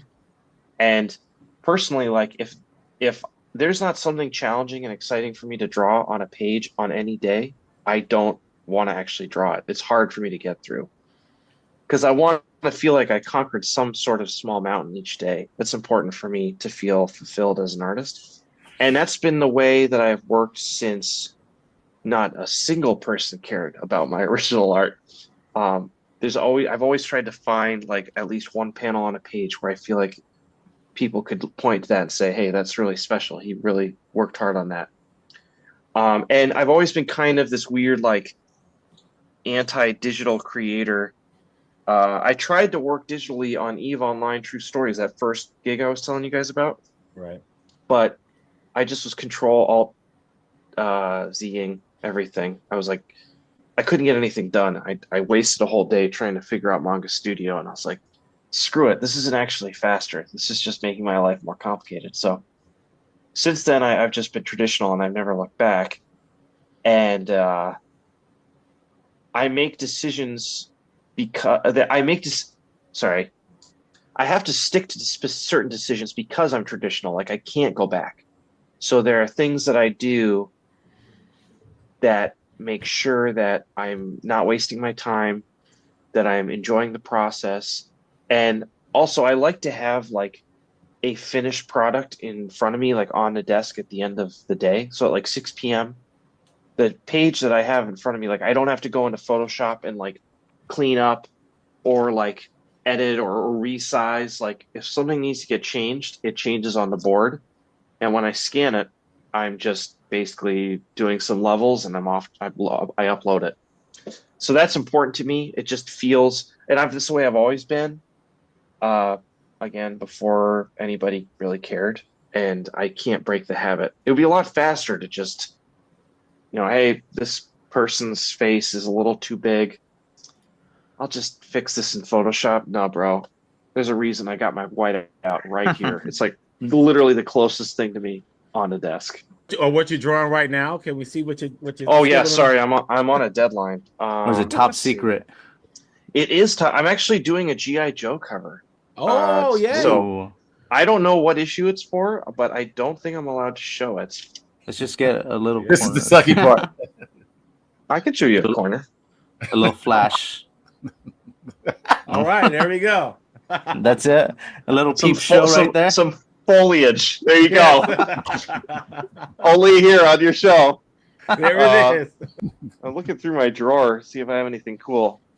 I'll show you something cool. It's all Energon shit. This is a secret, bro. There we go. Oh, Starscream. I know my favorite man, Starscream. I love that. I love there you go. that. There's a little secret. All right. I don't know what I don't know what that's for. I just maybe I drew it for fun. Who knows?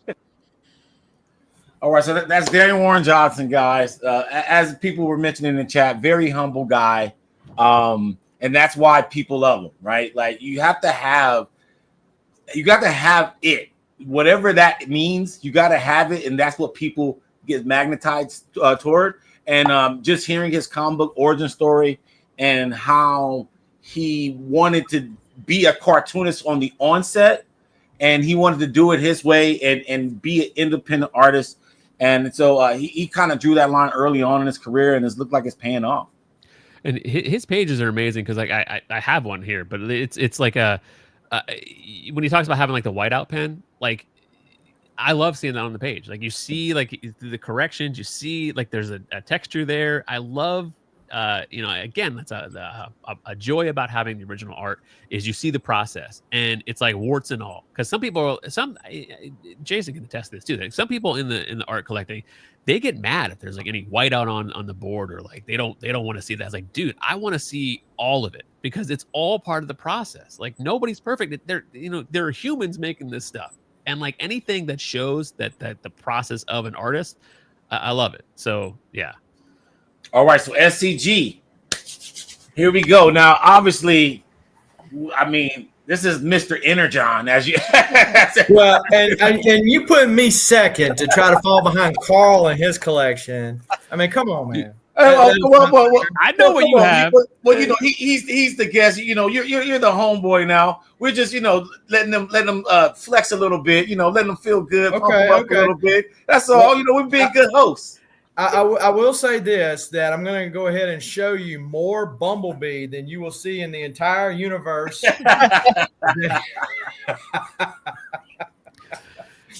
All right, SCG, you're absolutely right. But you got some heat too.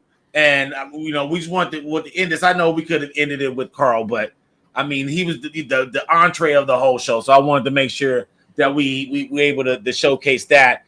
But what's cool about this, SCG, is you true to form. You have an eclectic collection, right? So you got a little bit of everything, right? Mm-hmm. And so I took my favorite 4 from your 80s cartoon folder, right? Your 80s cartoon gallery. Mm-hmm. And so I took the Six Slayers top 4 from SCG's Energon pages. And then so you don't know what these are. And so I'm going to do them one at a time, just like we did Carl. Okay. And then you tell us what's up with them, all right? Okay. All right, so here we go. So let's get started. So that was Carl's last piece. This SCG's. Boom. Wow. So you start with the most recent one. This is the most recent pickup. Actually, I was in North Carolina the week of Heroes Con, which I guess was last week. And I had already reached out to the artist and said, when are you going to post it up? They're not posting it on Modern Mythology. Are you holding them back? What's going on? He messages me back and says, no, I just sent them to Josh. They're there. Okay, he'll get them up. So I text Carl and I say, Carl, when are they going to put them up? He said, they're putting them up right now. So I literally get on the phone as I'm walking down the street and I'm sitting there hitting refresh. And then finally this pulls up. So I've been looking for a definitive piece as a example for this series. for a while. Carl was always quicker to the draw, like he was with that Megatron and Cobra Commander page. Wow. And so they showed this one. It's actually 2 pages, oddly sized, true, but you have every single big event that leads up to these two finally meeting each other, and it's fixing to be on, like Donkey Kong, as they say. I mean, you've got Starscream crushing his friend in front of him. You got him, taking out the bat, which, again, to Carl's earlier point, I mean, nobody liked Duke, so much so that they killed him originally in the G.I. Joe movie. And then after the blowback from Optimus Prime's death, they rewrote it. But, I mean, this guy, he's taking it out. He's, kicking butt. He's taking names. And on the flip side of that coin is Cobra Commander. All the way from when he was just, a little guy, then this is part of the Cobra Commander miniseries, is him being caught by the Dreadnoughts. And then you got Destro and the crew down there, the twins. And so you've got just about everybody there, and you've got this standoff moment right here. So I felt like, and I think, Carl, correct me if I'm wrong, but in the Cobra Commander miniseries, that stuff's all done digitally. Yes, sir. And so, basically you have the first chance to be able to get these origin scenes retold right here on the paper in print. So they were quick to get them out. So having dealt with them not through the internet, but through a con before, this is only my second experience, but very fast, quick to get them out, shipped great. So if you haven't already done so, head over to Modern Mythology after you get through with the show and check them out and use the Stash Wars Live, hashtag Stash Wars Live coupon to get yourself 25% off of the Duke pages. Now, this is from the G.I. Joe run, but you can get them a little bit cheaper than what I got these just the other day. So it's actually a different sized board. Keep that SEG. I'm blowing.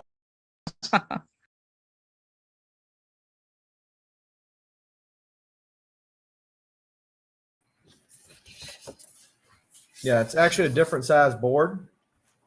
You can see right here. It's the Cobra Commander one's smaller.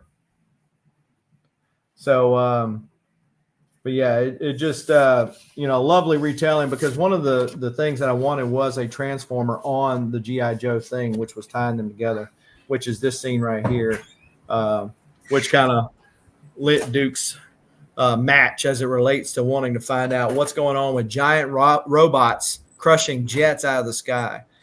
And so this was the first thing I saw, because I think it was new, and I was like, oh, holy crap, coming out the gate swinging. So this was what, some Heroes joints right here? This coincided with that weekend. Yeah, it coincided with the weekend. So instead of just spending all my money at Heroes, which I did, I also spent some on the website, Modern Mythology. That's hilarious. That's hilarious. Make sure you use that coupon. All right, here we go. Here's the second one. This right here is hard. Yeah, so basically there's a mutiny. Megatron is not, there's glimpses of him, now he's finally brought him out. They finally brought him out, and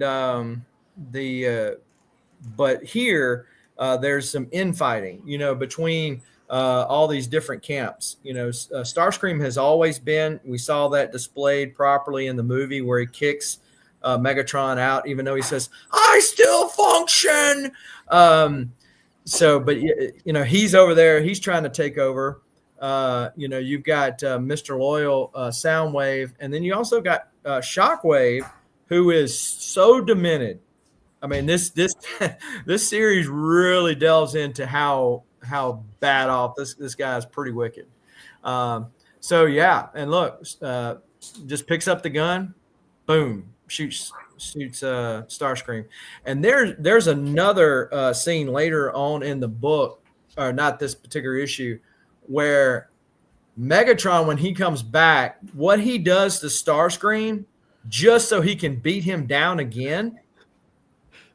I mean, like, whoa. This is mind blowing. Brutal. It is brutal. And so as bad as one villain is, you're like, well, maybe this other one's not that bad. And then Megatron does that, and you go, nah, he's bad too. So here's the third one right here, SEG. Bam. Yeah. So That's Optimus Prime right here. yeah. So Ultra Magnus has been a prisoner of war on Cybertron, and Shockwave has been torturing him. So Alita and them, Optimus, rescue Ultra Magnus, bring him back to Earth, and this is the first time that RC sees him. Like, this is her mentor. This is the guy, that she really looked up to, and here he is, and he's like, don't look at me like this. And it's been mentioned already, but the whole Ultra Magnus getting PTSD like really makes sense after what Shockwave did to him. This is also the scene at the bottom where Optimus, breaks the news that Ratchet's not coming back because Ratchet gets killed in the issue previous to this. All right, and then we got the last one right here, man. Yeah. So this is the scene where I don't want to spoil something for those who are in the chat or who might watch this on the rewind that are not already reading it. I don't want to spoil these cliffhangers. There are quite a few of them, but basically, Cliff Jumper, kind of takes the place of Bumblebee in the storyline up to this point. He's stranded on Cybertron, so I won't say how that happened. But this is where he's reunited with some of his fellow Autobots. And if you were a fan of the 80s movie, you remember Blur. And so this is the first appearance of Blur, Warpath, and Blue Streak. So they're all on this page. First appearance. We're having Energon Stash War SCG is busting out the gates with these Transformer pages, and this is the Jorge Corona. This is still all Jorge Corona, right? Right, and I really like how he was able to create the blur effect there. And you mentioned earlier about not liking the word bubbles. That's fine if the page tells the story. But a lot of times there's so much nuance it can't tell the story or doesn't. And so I'm actually a fan of the word bubbles. There are actually times where both Daniel Warren Johnson and Jorge Corona will draw the words like "pow" or whatever on the paper itself. So I do like that. But the blur effect is a really nice additive here. But basically, Cliff Jumper has been stranded, like I said. And so this is kind of a breath of fresh air on this apocalyptic world that they used to call home, because he's been gone for all this time because he was part of the contingent that was lost on Earth. These guys have been keeping up with business as usual, and it hasn't been good. So SCG, of the four, this is your final one. Which one's your favorite? Of the four that you show? Yeah. It's kind of like asking about a favorite kid. It's not really not really fair. Probably I would say probably the Ultra Magnus and RC moment, because basically this is, hey, I'm rescued, but Which one is that? That one right there. Yeah. Okay. Yeah. So Ultra Magnus and RC, meeting back up, and then Optimus having to break the news that Ratchet's not coming back. One of the other spoilers for those who might not be familiar with the story thus far is you probably have noticed the Megatron's traditional cannon arm on Optimus. That's a result very early on, and it does come back into play in the more recent issues. So just a teaser there for those of you who are not familiar with the story thus far. I'm dropping a link in the chat, guys. If anybody want to call in, it'll be an audio call only. But I want to hear what you guys have to say about the Energon universe. It's right here on the screen, guys. Anybody want to call in and talk about anything Energon related? Carl just dropped major bombs, and then SEG. You're like a point guard that gets triple doubles. You just got a little bit in every category. You know what I mean? And so you were able to just gently flex without even trying. That's what And someone said, "Oh, switch this to Valiant." Then you're Carl, right? Yeah, that's Marcus. He's always quick on the draw. But comic book people do it too. But in the original art hobby, there's just extra zeros added to it. There are two Carls that I know in the original art hobby. This is PG-13 Carl, which we can tell that story if you'd like. But PG-13 Carl, he is a drug pusher, but he's more of a reasonable drug pusher. The other Carl is just like, bye, take it, go. Yeah. So the other Carl. Yeah, so the other Carl, like he plays in a different stratosphere than some of us, and he's like, yeah, you should totally buy that page. That's like friggin' expensive. Like, hey, dial it back, brother. Like, right, it is. But I love that guy. I love Carl. Yeah, so definitely call in. This is Stash Wars Live. We're talking about the Energon universe, and we just had an explosive Energon Stash War featuring Carl's collection and the Southern Comic Geek. It was fantastic. I'm so happy that I was able to prepare that stuff. That's the fun in all this, being able to curate this and present it to everybody. So let us know in the chat if you guys are having a fantastic time tonight. Please, if you're interested in some Energon art and some Duke pages, go ahead and Carl, tell us about the promotion one more time. Yeah, so it's if you go to modernmythologycomicart.com. It's run by Josh Raybuck, who is he reps other artists as well, but primarily I usually buy Tom Riley art through him, and it's all of his Duke pages from the first the Duke miniseries, issues 1 through 5. Any pages that are left on the site, you can go there, add a page or two or whatever to your cart, and it's 25% off if you put hashtag Stash Wars at checkout in the promo code. And if there's anything in G.I. Joe related that you want from the G.I. Joe, the main series, that is 5% off. But you have to email Josh directly, and there's a contact tab on the website. Yes, and guys, please call in. Please call in. Here's the link on the stream. It'll be audio only. Let's further this conversation about the Energon universe. What got you into the Energon universe? What were your favorite moments? What did you think about the art that you saw tonight? Let us know live right here. Join the live with us. Check this out. Oh, we got somebody calling in. Give me 1 second. Let me get this off the stream. Delta Tryon, what's cracking? Hey. All right. I didn't add him to the stage. There you go. Can you hear us, Delta Tryon? There we go. Yeah, I can hear you. How are you? Delta. Doing great, man. Thank you for joining Stash Wars Live. Okay, so what do you want to talk about? Anything Energon? Anything that we brought up tonight? What do you want to bring up? I want to talk about how this man Carl here is buying all this art and not letting me get any. And he's out here daily texting me, "Hey, look at this art I just bought." And I'm like, "Cool. Do you leave any left over for me?" And he's like, I don't know about that. So let me tell you about this man Delta Tryon that we're talking to. So he's one of the guys I was talking about, the Teletran tapes that we do a show monthly talking about each issue of Transformers.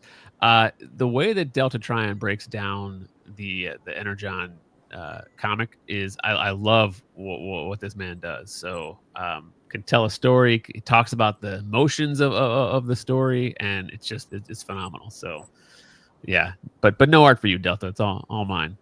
All right, so Delta Tryon. Okay, so how did you get into the whole Energon thing? Yeah, I've been a Transformers fan my whole life, and I actually wasn't ever really a huge comic book guy until I had a close friend of mine say, "Hey, you should read the new Transformers comics." This was probably around when issue 6 had come out, and I read the first 2 issues digitally, and I just had such such an emotional reaction to them because I felt so much heart coming out of the page. Knew nothing really about comics, Daniel Warren Johnson, or anything like that.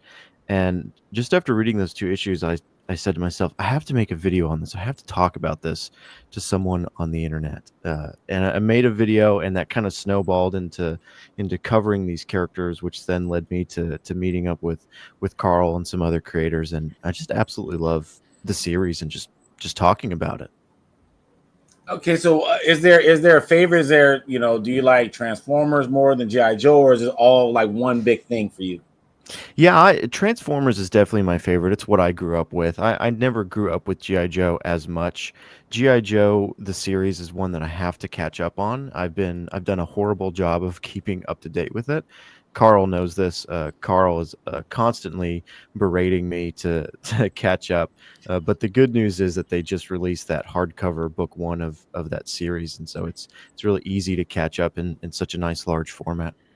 So last question. Of all the pieces, we showed a lot, like almost 20. Was there a piece that stuck out to you that you want us to show right now? Oh man, I really actually loved that 2-panel page of G.I. Joe and Transformers. I think that's just such a beautiful spread. Which one was that? Who you know who's I think it was Mark's. Yes. Jason. Oh, Jason, my bad. This one, getting names mixed up. Yes, sir. Good. Yeah, that one. This one right here. Yeah, it's just such a beautiful, like you said, kind of a recap, but also it's showing all these moments that are leading up to these 2 just powerhouse characters meeting up. It's kind of showing their journeys, and everything is funneling into this one specific moment. This one has got to be, for me, one of the most beautiful ones that you guys have shown off today. So SCG in the clutch. SCG in the clutch. Yeah, that man, that's crazy. And he just got that. So that's just like, Johnny come lately piece for him.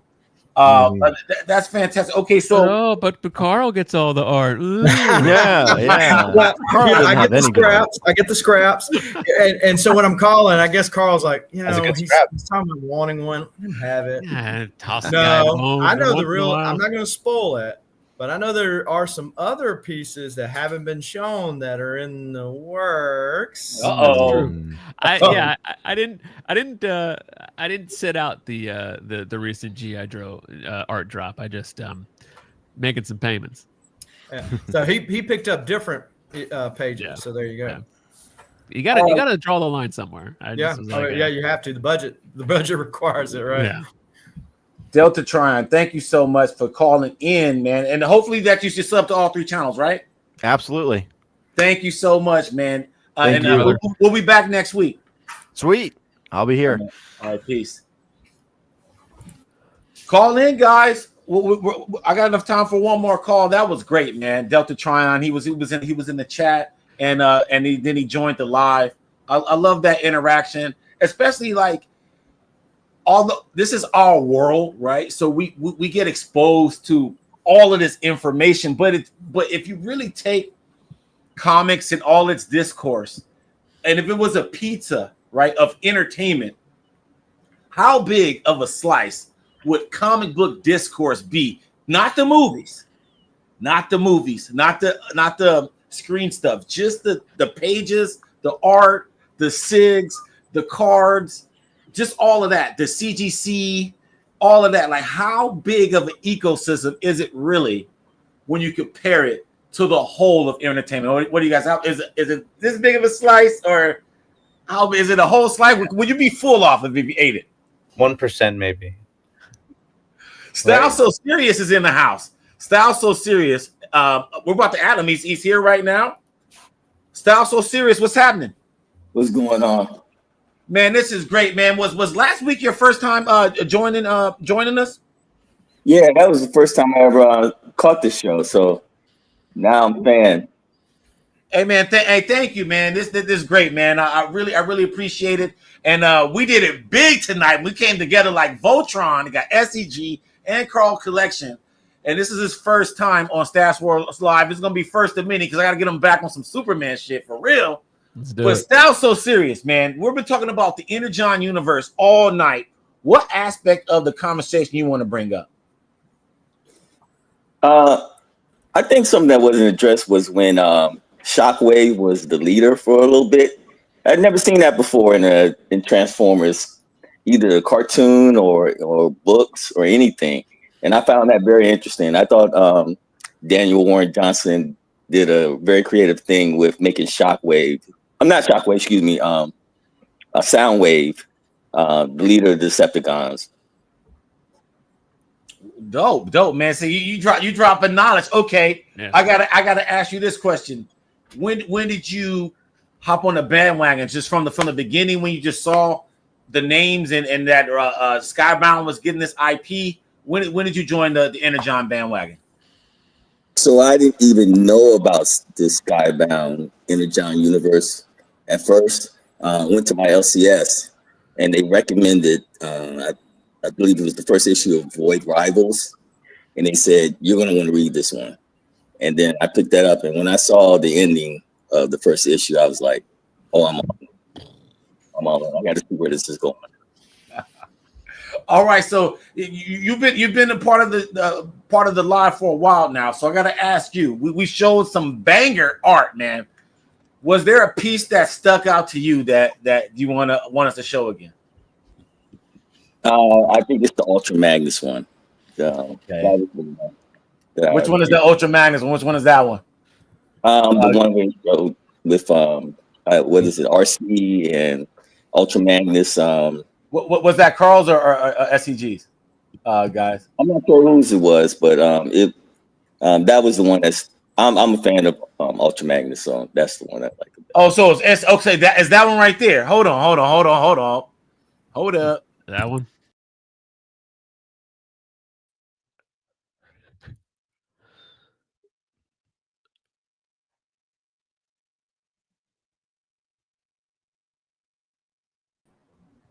Ooh. Style So Serious. Was that the one right there? Hold on, I'm waiting for it to appear on the screen. Oh, okay. That's it. That's it. That is a banger, dog. That is a banger, dude. Yeah, that would make me kind of hate you too, Carl, if I was into this. Like if I was trying to get some shit like this, if I was SEG and the other homies, I kind of would low-key hate you too. Like, that's a banger, bro. And I mean that was a dangerous one again. I got that one, and then I just was like chasing that high sense of like, because that's amazing. I love that page. So yeah. We love Carl though, man. We love Carl. Boo this man. Boo this man. Boo. Okay, style So Serious. Okay, you were around from the beginning, so I'm about to ask you a bonus question. We've been talking about Energon all day, but you're a comic book reader. I want to go back to the beginning of the show. And do you believe number ones are a scam? Yes and no. It's a two-part thing. It depends on.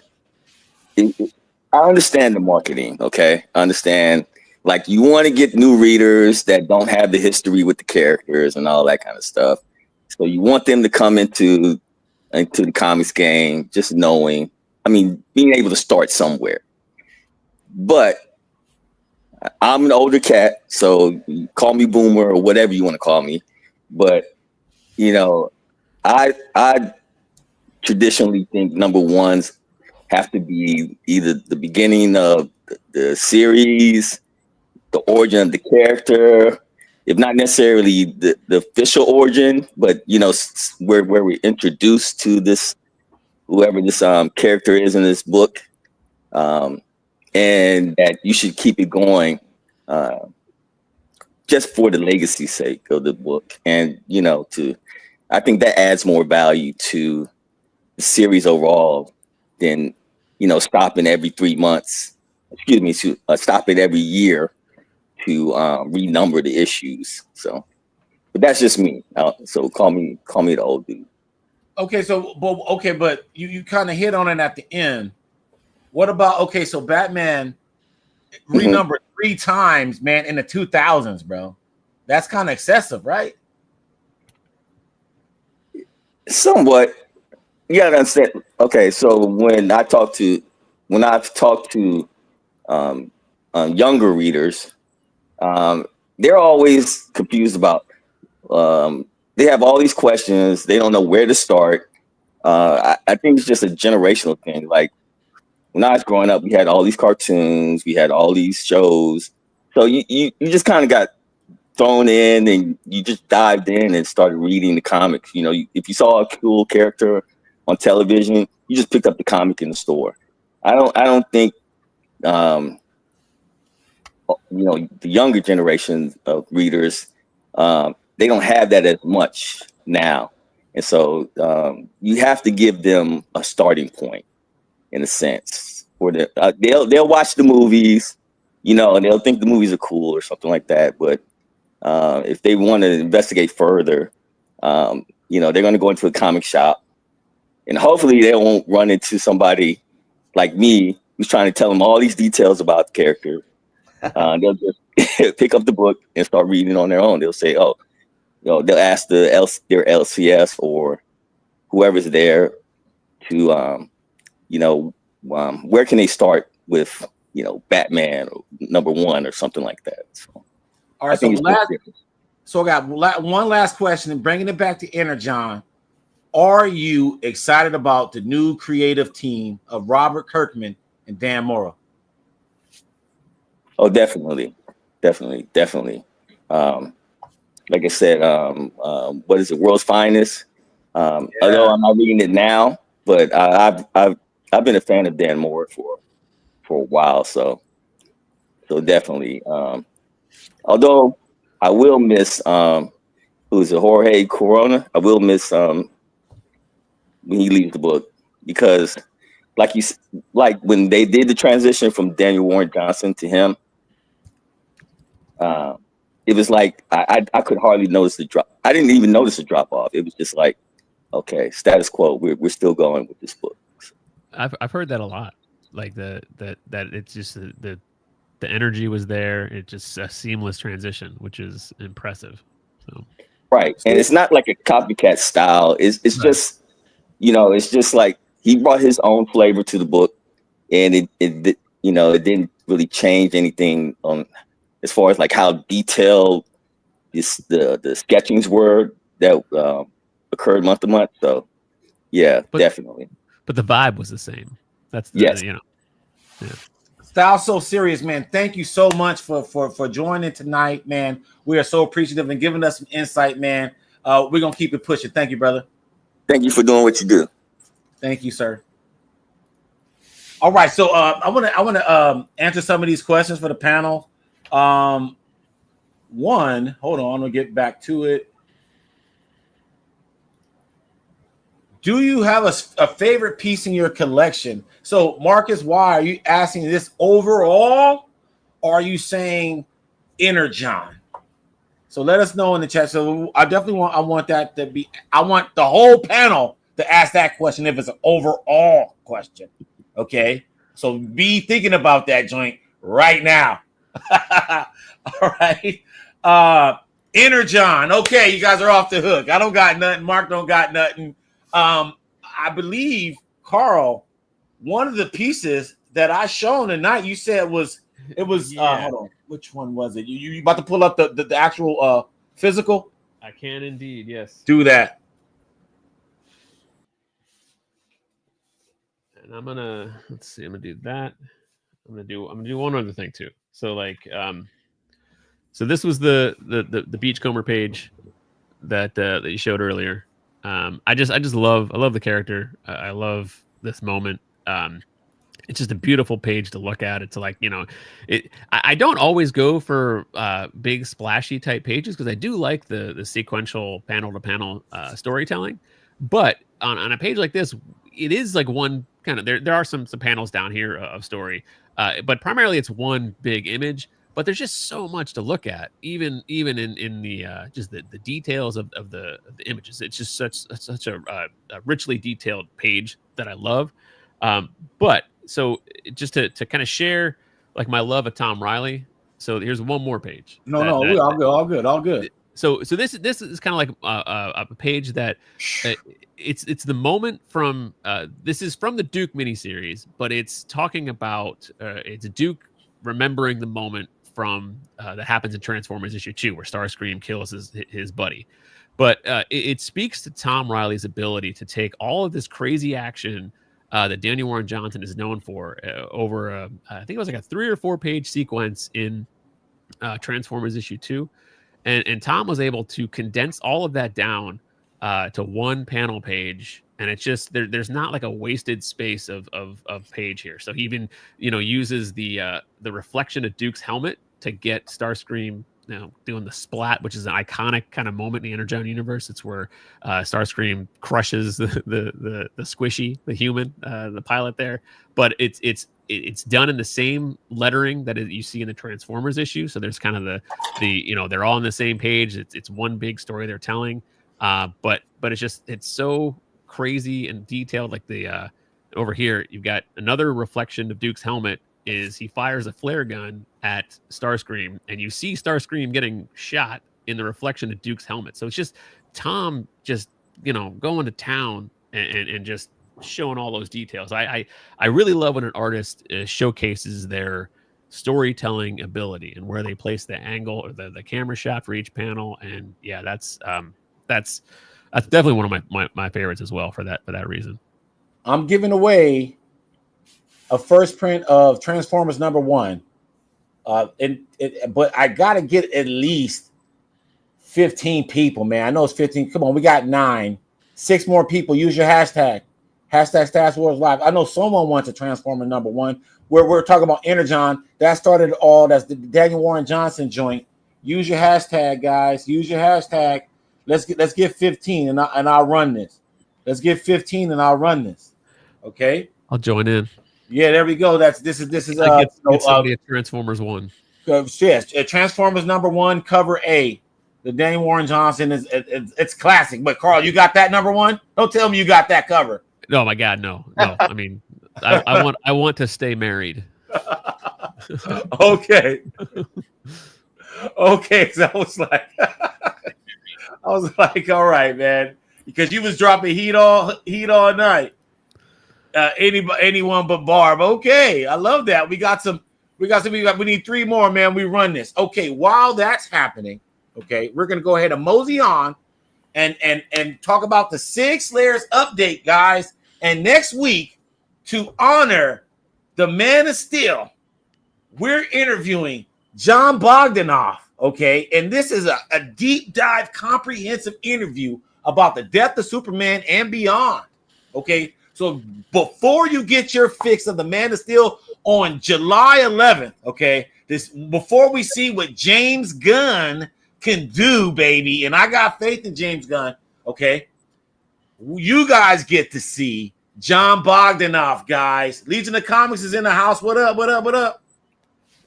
We are chilling. So we are interviewing next Thursday, 5 o'clock Eastern, John Bogdanoff, okay? And we talk about it all. Louise Simonson.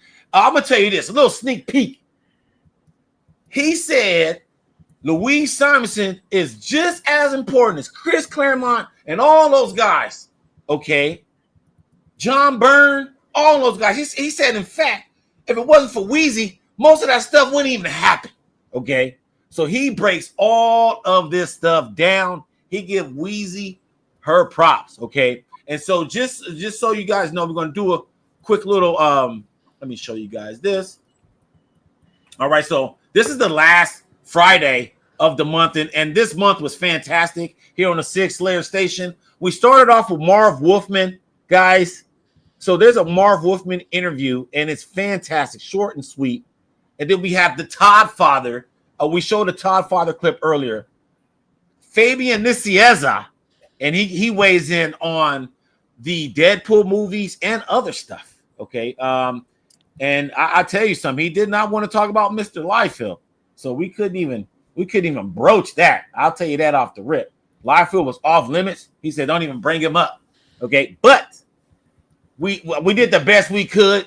And but he's such a candid person, Mr. Nicieza. And so check that out. That was last week's interview. And then this week we had the Marvel art of Russell Donovan. So if you were the Mighty Thor fan, all that stuff with James Foster and all the character design stuff that Russell Donovan did over the years since the teens of the 2000s. We have that interview. So that's this week. And then next week we have John Bogdanov. But wait, there's more. Now we can talk about July.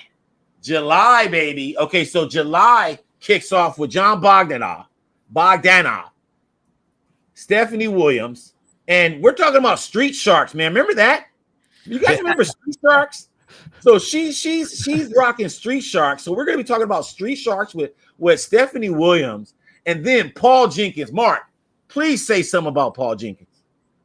Dude, Paul Jenkins is great, man. He's one of the OG Hellblazer writers. If you guys are fans of Hellblazer, and he had to do the job of following up Garth Ennis on that series, and I think he held his own ground on that, man.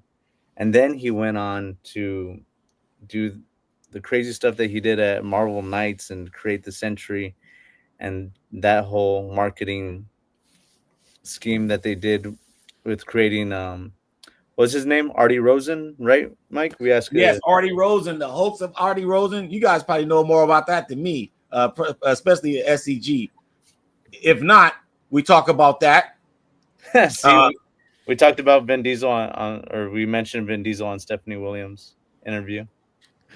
Exactly. I just shared that with Delta earlier today, talking about there's a Jorge Corona Street Sharks variant cover, and I was like, "Do you guys ever see that Vin Diesel clip from Toy Fair 1994?" So Stephanie Williams is rocking the Street Sharks. We talk about that, Nubia, and more, and then another one. So after Paul Jenkins, we got Steve Oliff, man, Mr. Oleoptics himself. This one here, guys. I know we interviewed the Todd Father. This is pound for pound my favorite interview of the year because I'm all about the coloring process because it's really the changing of the coloring process that got my interest in comics. I don't like the newspaper, that print. It bores me. It wasn't until you start bringing that digital stuff in, you start to see what Michael Turner was doing. You start to see what the Wildstorm people and the Image people were doing. And then when you find out that at the square root of it all is Mr. Steve Oliff, and he breaks down all of the coloring. This dude is I don't even want to say a genius. He's I don't even say a pioneer. He's a one of a kind. He's one of one. No one can do in comics what he did because the industry has changed. He is a product of his generation. And so you will see with this interview with Mr. Steve Oliff, the evolution of comics and how they create comics, how we usher in the future. He was the future. And his intent from the very beginning, his entryway into comics was to usher it into the future. And that's going to be the title of the interview. This shit is so beautiful. I can't wait for you guys to see this. And this is actually going to be on Comic-Con week. So our Comic-Con week interview is going to be Steve Oliff, and we're going to run into him at Comic-Con. And so you'll see some live footage with us and Mr. Oliff as well. And then we round off the month of July with Ray Anthony Height, Dr. Afra, and he does stuff for both houses. But we talk about his own imprint, Studio Sky Tiger, and his comic book mentorship program under his Studio Sky Tiger banner. And so that's really insightful as well. Then, guys, we start off August with the bang with Bags. Mark Bagley, guys. And that interview right there, Mark, dude, tell him about Bags, dog. Tell him about Bags. He's the premier Spider-Man guy, man. Like, we've interviewed both Todd McFarlane, Eric Larson, Jerry Conway, who's not an artist, but Bagley has such a phenomenal run on Spider-Man. He has the largest amount of page count on the character. he's reinvented his own style within the Ultimate Comics universe. Like he invented or he created Carnage and he created that look for him. And then he goes back to the Ultimate Comics universe and he like makes a whole new look for him. So Mark Bagley's story is crazy, and he entered in the industry when he was like 26, man. So you got to check out his story. Yeah, man, and that's another candid interview, man. Yeah, that one's a good one. I'm really proud of that one. So, guys, if you guys have not subscribed to the Six Layer Station, what are you waiting on? And then every Tuesday, I get the honor of dropping and edit Doug Mankey animations. Have you guys seen these? I mean, we entered the show with a couple of them, but every Tuesday I get every week, and well, not every Tuesday, every week I get to edit different ones, and we get to talk about what we're doing next with them and the evolution of them. And so this is the official YouTube channel of Doug Mankey Animations. And so a lot of the pieces that he put together on social media, they get compiled and put together and premiered for the first time here on the Six Layer Station. And then, guys, we were talking about Energon. Guess what? For the first time ever on YouTube, where is it at? Where is it at? I don't see it. There it is. We have Mr. Energon himself, Ben Abernathy. We interviewed him. I'll tell you here. It says it right here. We interviewed Ben Abernathy July 16th. Okay. And so this is his first ever YouTube interview ever. Okay. And we talk about not only the Energon universe, but his decorated career. I mean, he did Wildstorm, DC, everything.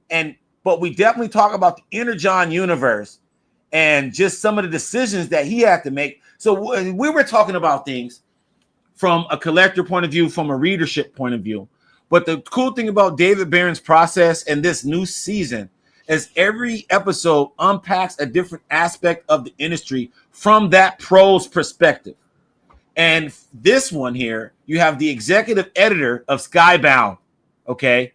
So this dude, every story has to go through this dude's purview. Okay. So Ben Abernathy, July 16th, that's a Wednesday, the process. And I wanted to drop this because with everything Energon. And so if you guys want to learn more about Energon behind the curtain, Ben Abernathy's that guy. Check out this interview. Subscribe to the Six Layer Station right now if you haven't already. Jeez. But here it is, like the process. July 16th. That's thank you, stacked lineup. Thank you, brother. We've been having a stacked year. So check out our archives, though. You know, we're on countdown 6 layers 100. So in the fall, we'll be at 6 layers episode 100. Okay. And so we're gonna be doing a special episode when we get there. But this is just the upcoming month of July. And I want to thank everybody who has recently subscribed and checked this out, especially since the Todd McFarlane interview. We've gotten a slew of new subscribers because of that. The Todd Father gave us his blessing, and that's great. But I'm excited about the Steve Olive and the Ben Abernathy. I want to show that again because this is all about Energon tonight, and this is the Energon guy, okay? So there's two Energon guys, right? There's Carl, and then there's Ben Abernathy. Enough said. I'm looking forward to that one because I want to hear what he talks about because like what they're doing is just like when we mentioned it before tonight, but like just it's so impressive. They're doing it right for sure. Yeah, man. And so let me just check this. Okay, 14. We need one more, guys. One more. Let me check this. Carl, Mr. EU. There it is. EU, we need one more. Somebody give us hashtag Stash Wars Live so we can run this. And so the winner can receive a Transformers #1 first print. Okay. Because we're talking about Energon tonight. And so I was like, dude, I don't have anything to give away that's Energon related. And I was like, oh, wait a minute. I have Transformers #1. I know somebody wants that.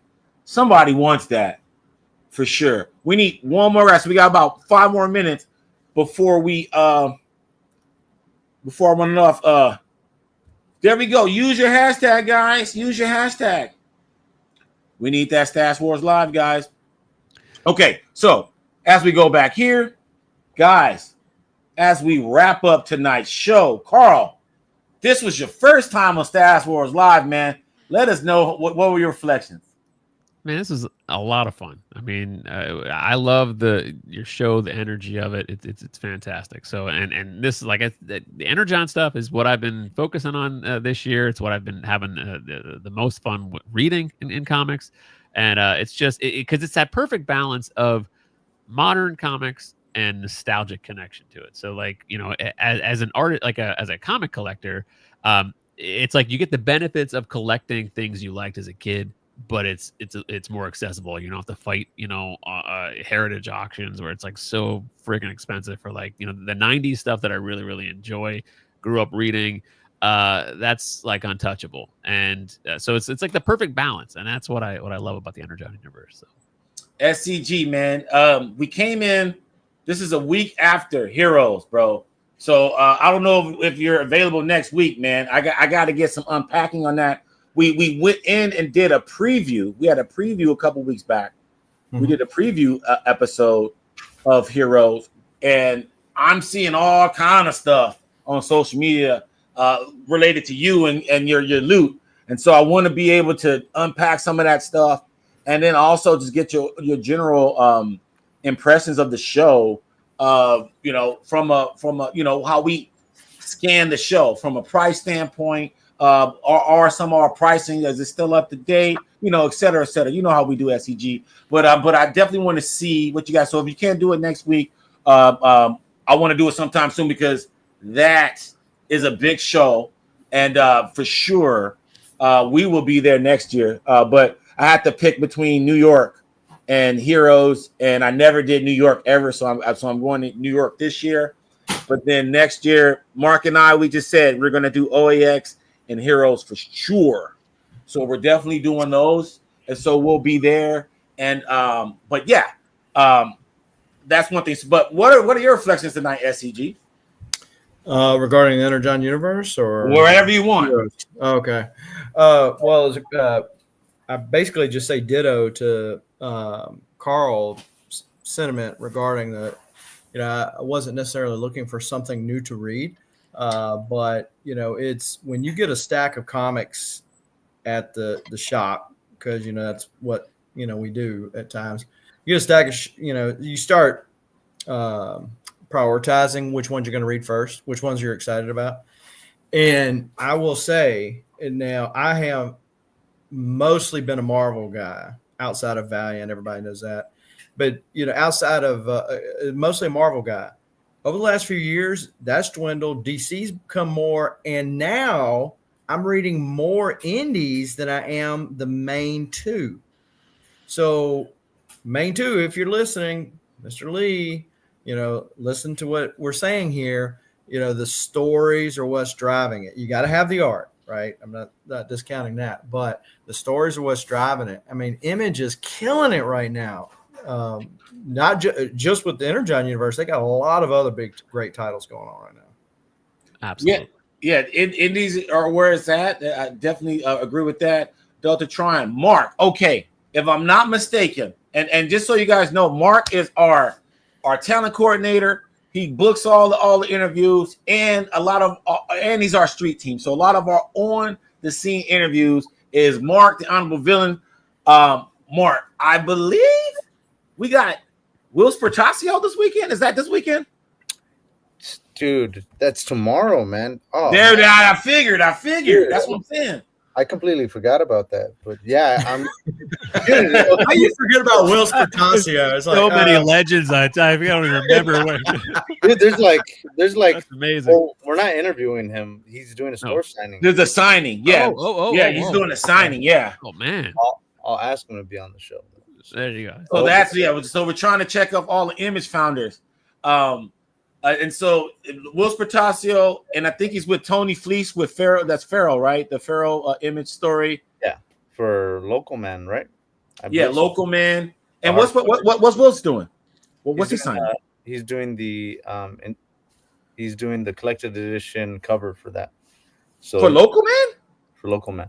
So they fucked around and got somebody from the 90s to do that. That's crazy. Okay. I don't know if you guys know about Local Man with Tony Fleece and I believe Tim Seeley. They do kind of like an homage to like the 90s Image stuff. And it's funny because it's a actual Image title. So the fact that he's got one of the Image founders to do some art for it, because a lot of the art kind of apes the Image founding like style and stuff. And so, yeah, Local Man, Tony Fleece, shout out to Tony Fleece. He's going to be back on the show at some point. But so are you going to be there, Mark? Yes, I have a ticket to that. Yeah, thank you for reminding me. For Yeah. that. Another. I would have probably There it is. totally forgot. So Yeah, man. Hey, man, you know, I'm like the Oracle. I'm here. I see all the shit going on. And if we can make it, we can make it. And if we can't, we can't. But so you guys will see some kind of footage of Will Spatasio soon on Stash Wars Comics on Instagram and on the Six Layer Station, because you know we're covering it all. But you will see that most likely on Stash Fan Picks of the Week next week. And so you will see clips of Will Spatasio and Tony Fleece from tomorrow. You'll see that next week. And if you do follow us on Six Layers, at Six Layers IG and at Stash Wars Comics IG, you will see these clips tomorrow because we get it up real quick. We get these clips up on Instagram real quick. So you'll see pretty much play-by-play footage on all the stuff in the streets. And as Mark was saying, in LA, there's always something happening on the weekends. Shout out to Ed at Collector's Paradise. This is going to be what, North Hollywood, Mark? I believe so, North Hollywood. Okay, yeah. So shout out to Ed at Collector's Paradise. That dude is killing it in the greater Los Angeles area because that's most of these signings are happening at Collector's Paradise, one of his 3 stores, and then you have Golden Apple out in Hollywood. So that's where a lot of the magic happens out in LA a lot of times. But it's really Ed at Collector's Paradise where he's getting a lot of these blockbuster artists every week. You will love this. Thank you so much, man. Please subscribe to Carl's Collection, Southern Comic Geek, and the Six Layer Station. And before we get out of here, I just want to show you guys again. This is our July schedule. Next week we have John Bogdanov, and we are unpacking Superman. And Carl, Yeah. if you next week, I'm gonna can I get some stuff from your calf and show? Do you have anything from this era? Yes, I do. Actually, I've got a fun page from Bogdanov that's it's related to the death of Superman, but it's like right before. But it's not a key page, but it's a fun one, and it's got a little Easter egg on there too. But yeah, man. But I've got some commissions from John. I've got a page of I have stuff from the Return of Superman from John. Yeah, we're because next week we're going to be talking about Superman all Friday night. So even if you're welcome to come back next week because we're going to be talking about this. I'm going to be clipping up a couple things from this interview, as well as talking about all things Superman. And are we hyped for the Superman movie that's going to be coming out on July 11th? So we're just going to be doing Superman centric stuff pretty much next week. Even on Stash Wars, the IG, I'm going to be showing a lot of my Superman collections, the signed collection and stuff like that from the various legends in the game. But yes, next Thursday, please check that. Just sub. That's what I'm talking about. And so, guys, we're going to let me check this out. Let me check this out real quick before I jump to conclusions. Here we go.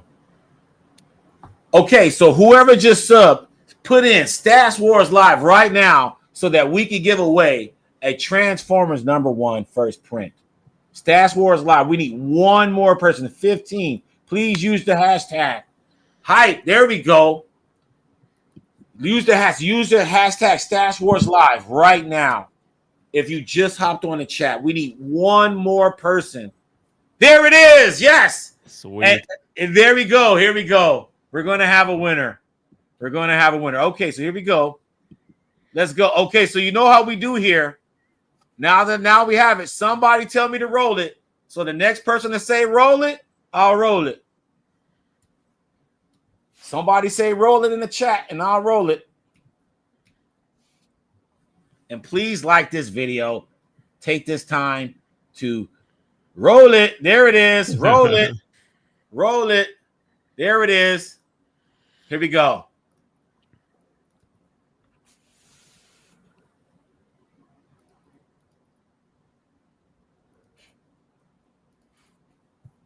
Okay. Oh, anybody but him. Somebody said anybody but him. Well, let me find that comment. Let me find that comment. Agu Rhythm said that. Yeah, so Barbarian Kung Fu. Yeah, that comic actually won't be at least as a crow flies going very far from you. There it is. There it is. I'm telling you, hate fuels winners. It manifested it into existence. Yeah. You just that hate just gave him that.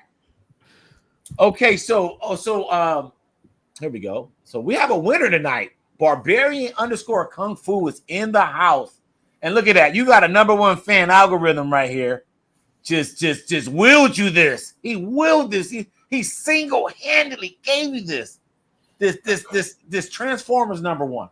I think it's great. So let me go here. So we got a winner.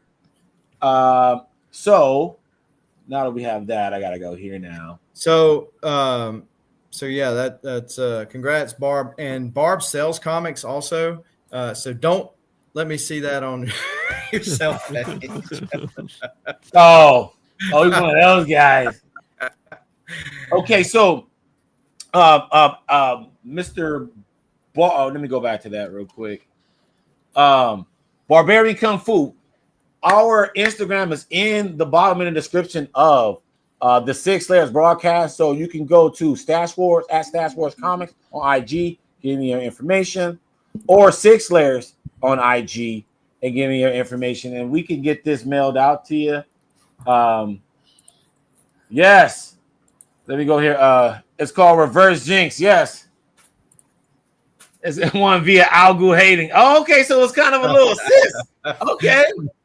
Okay.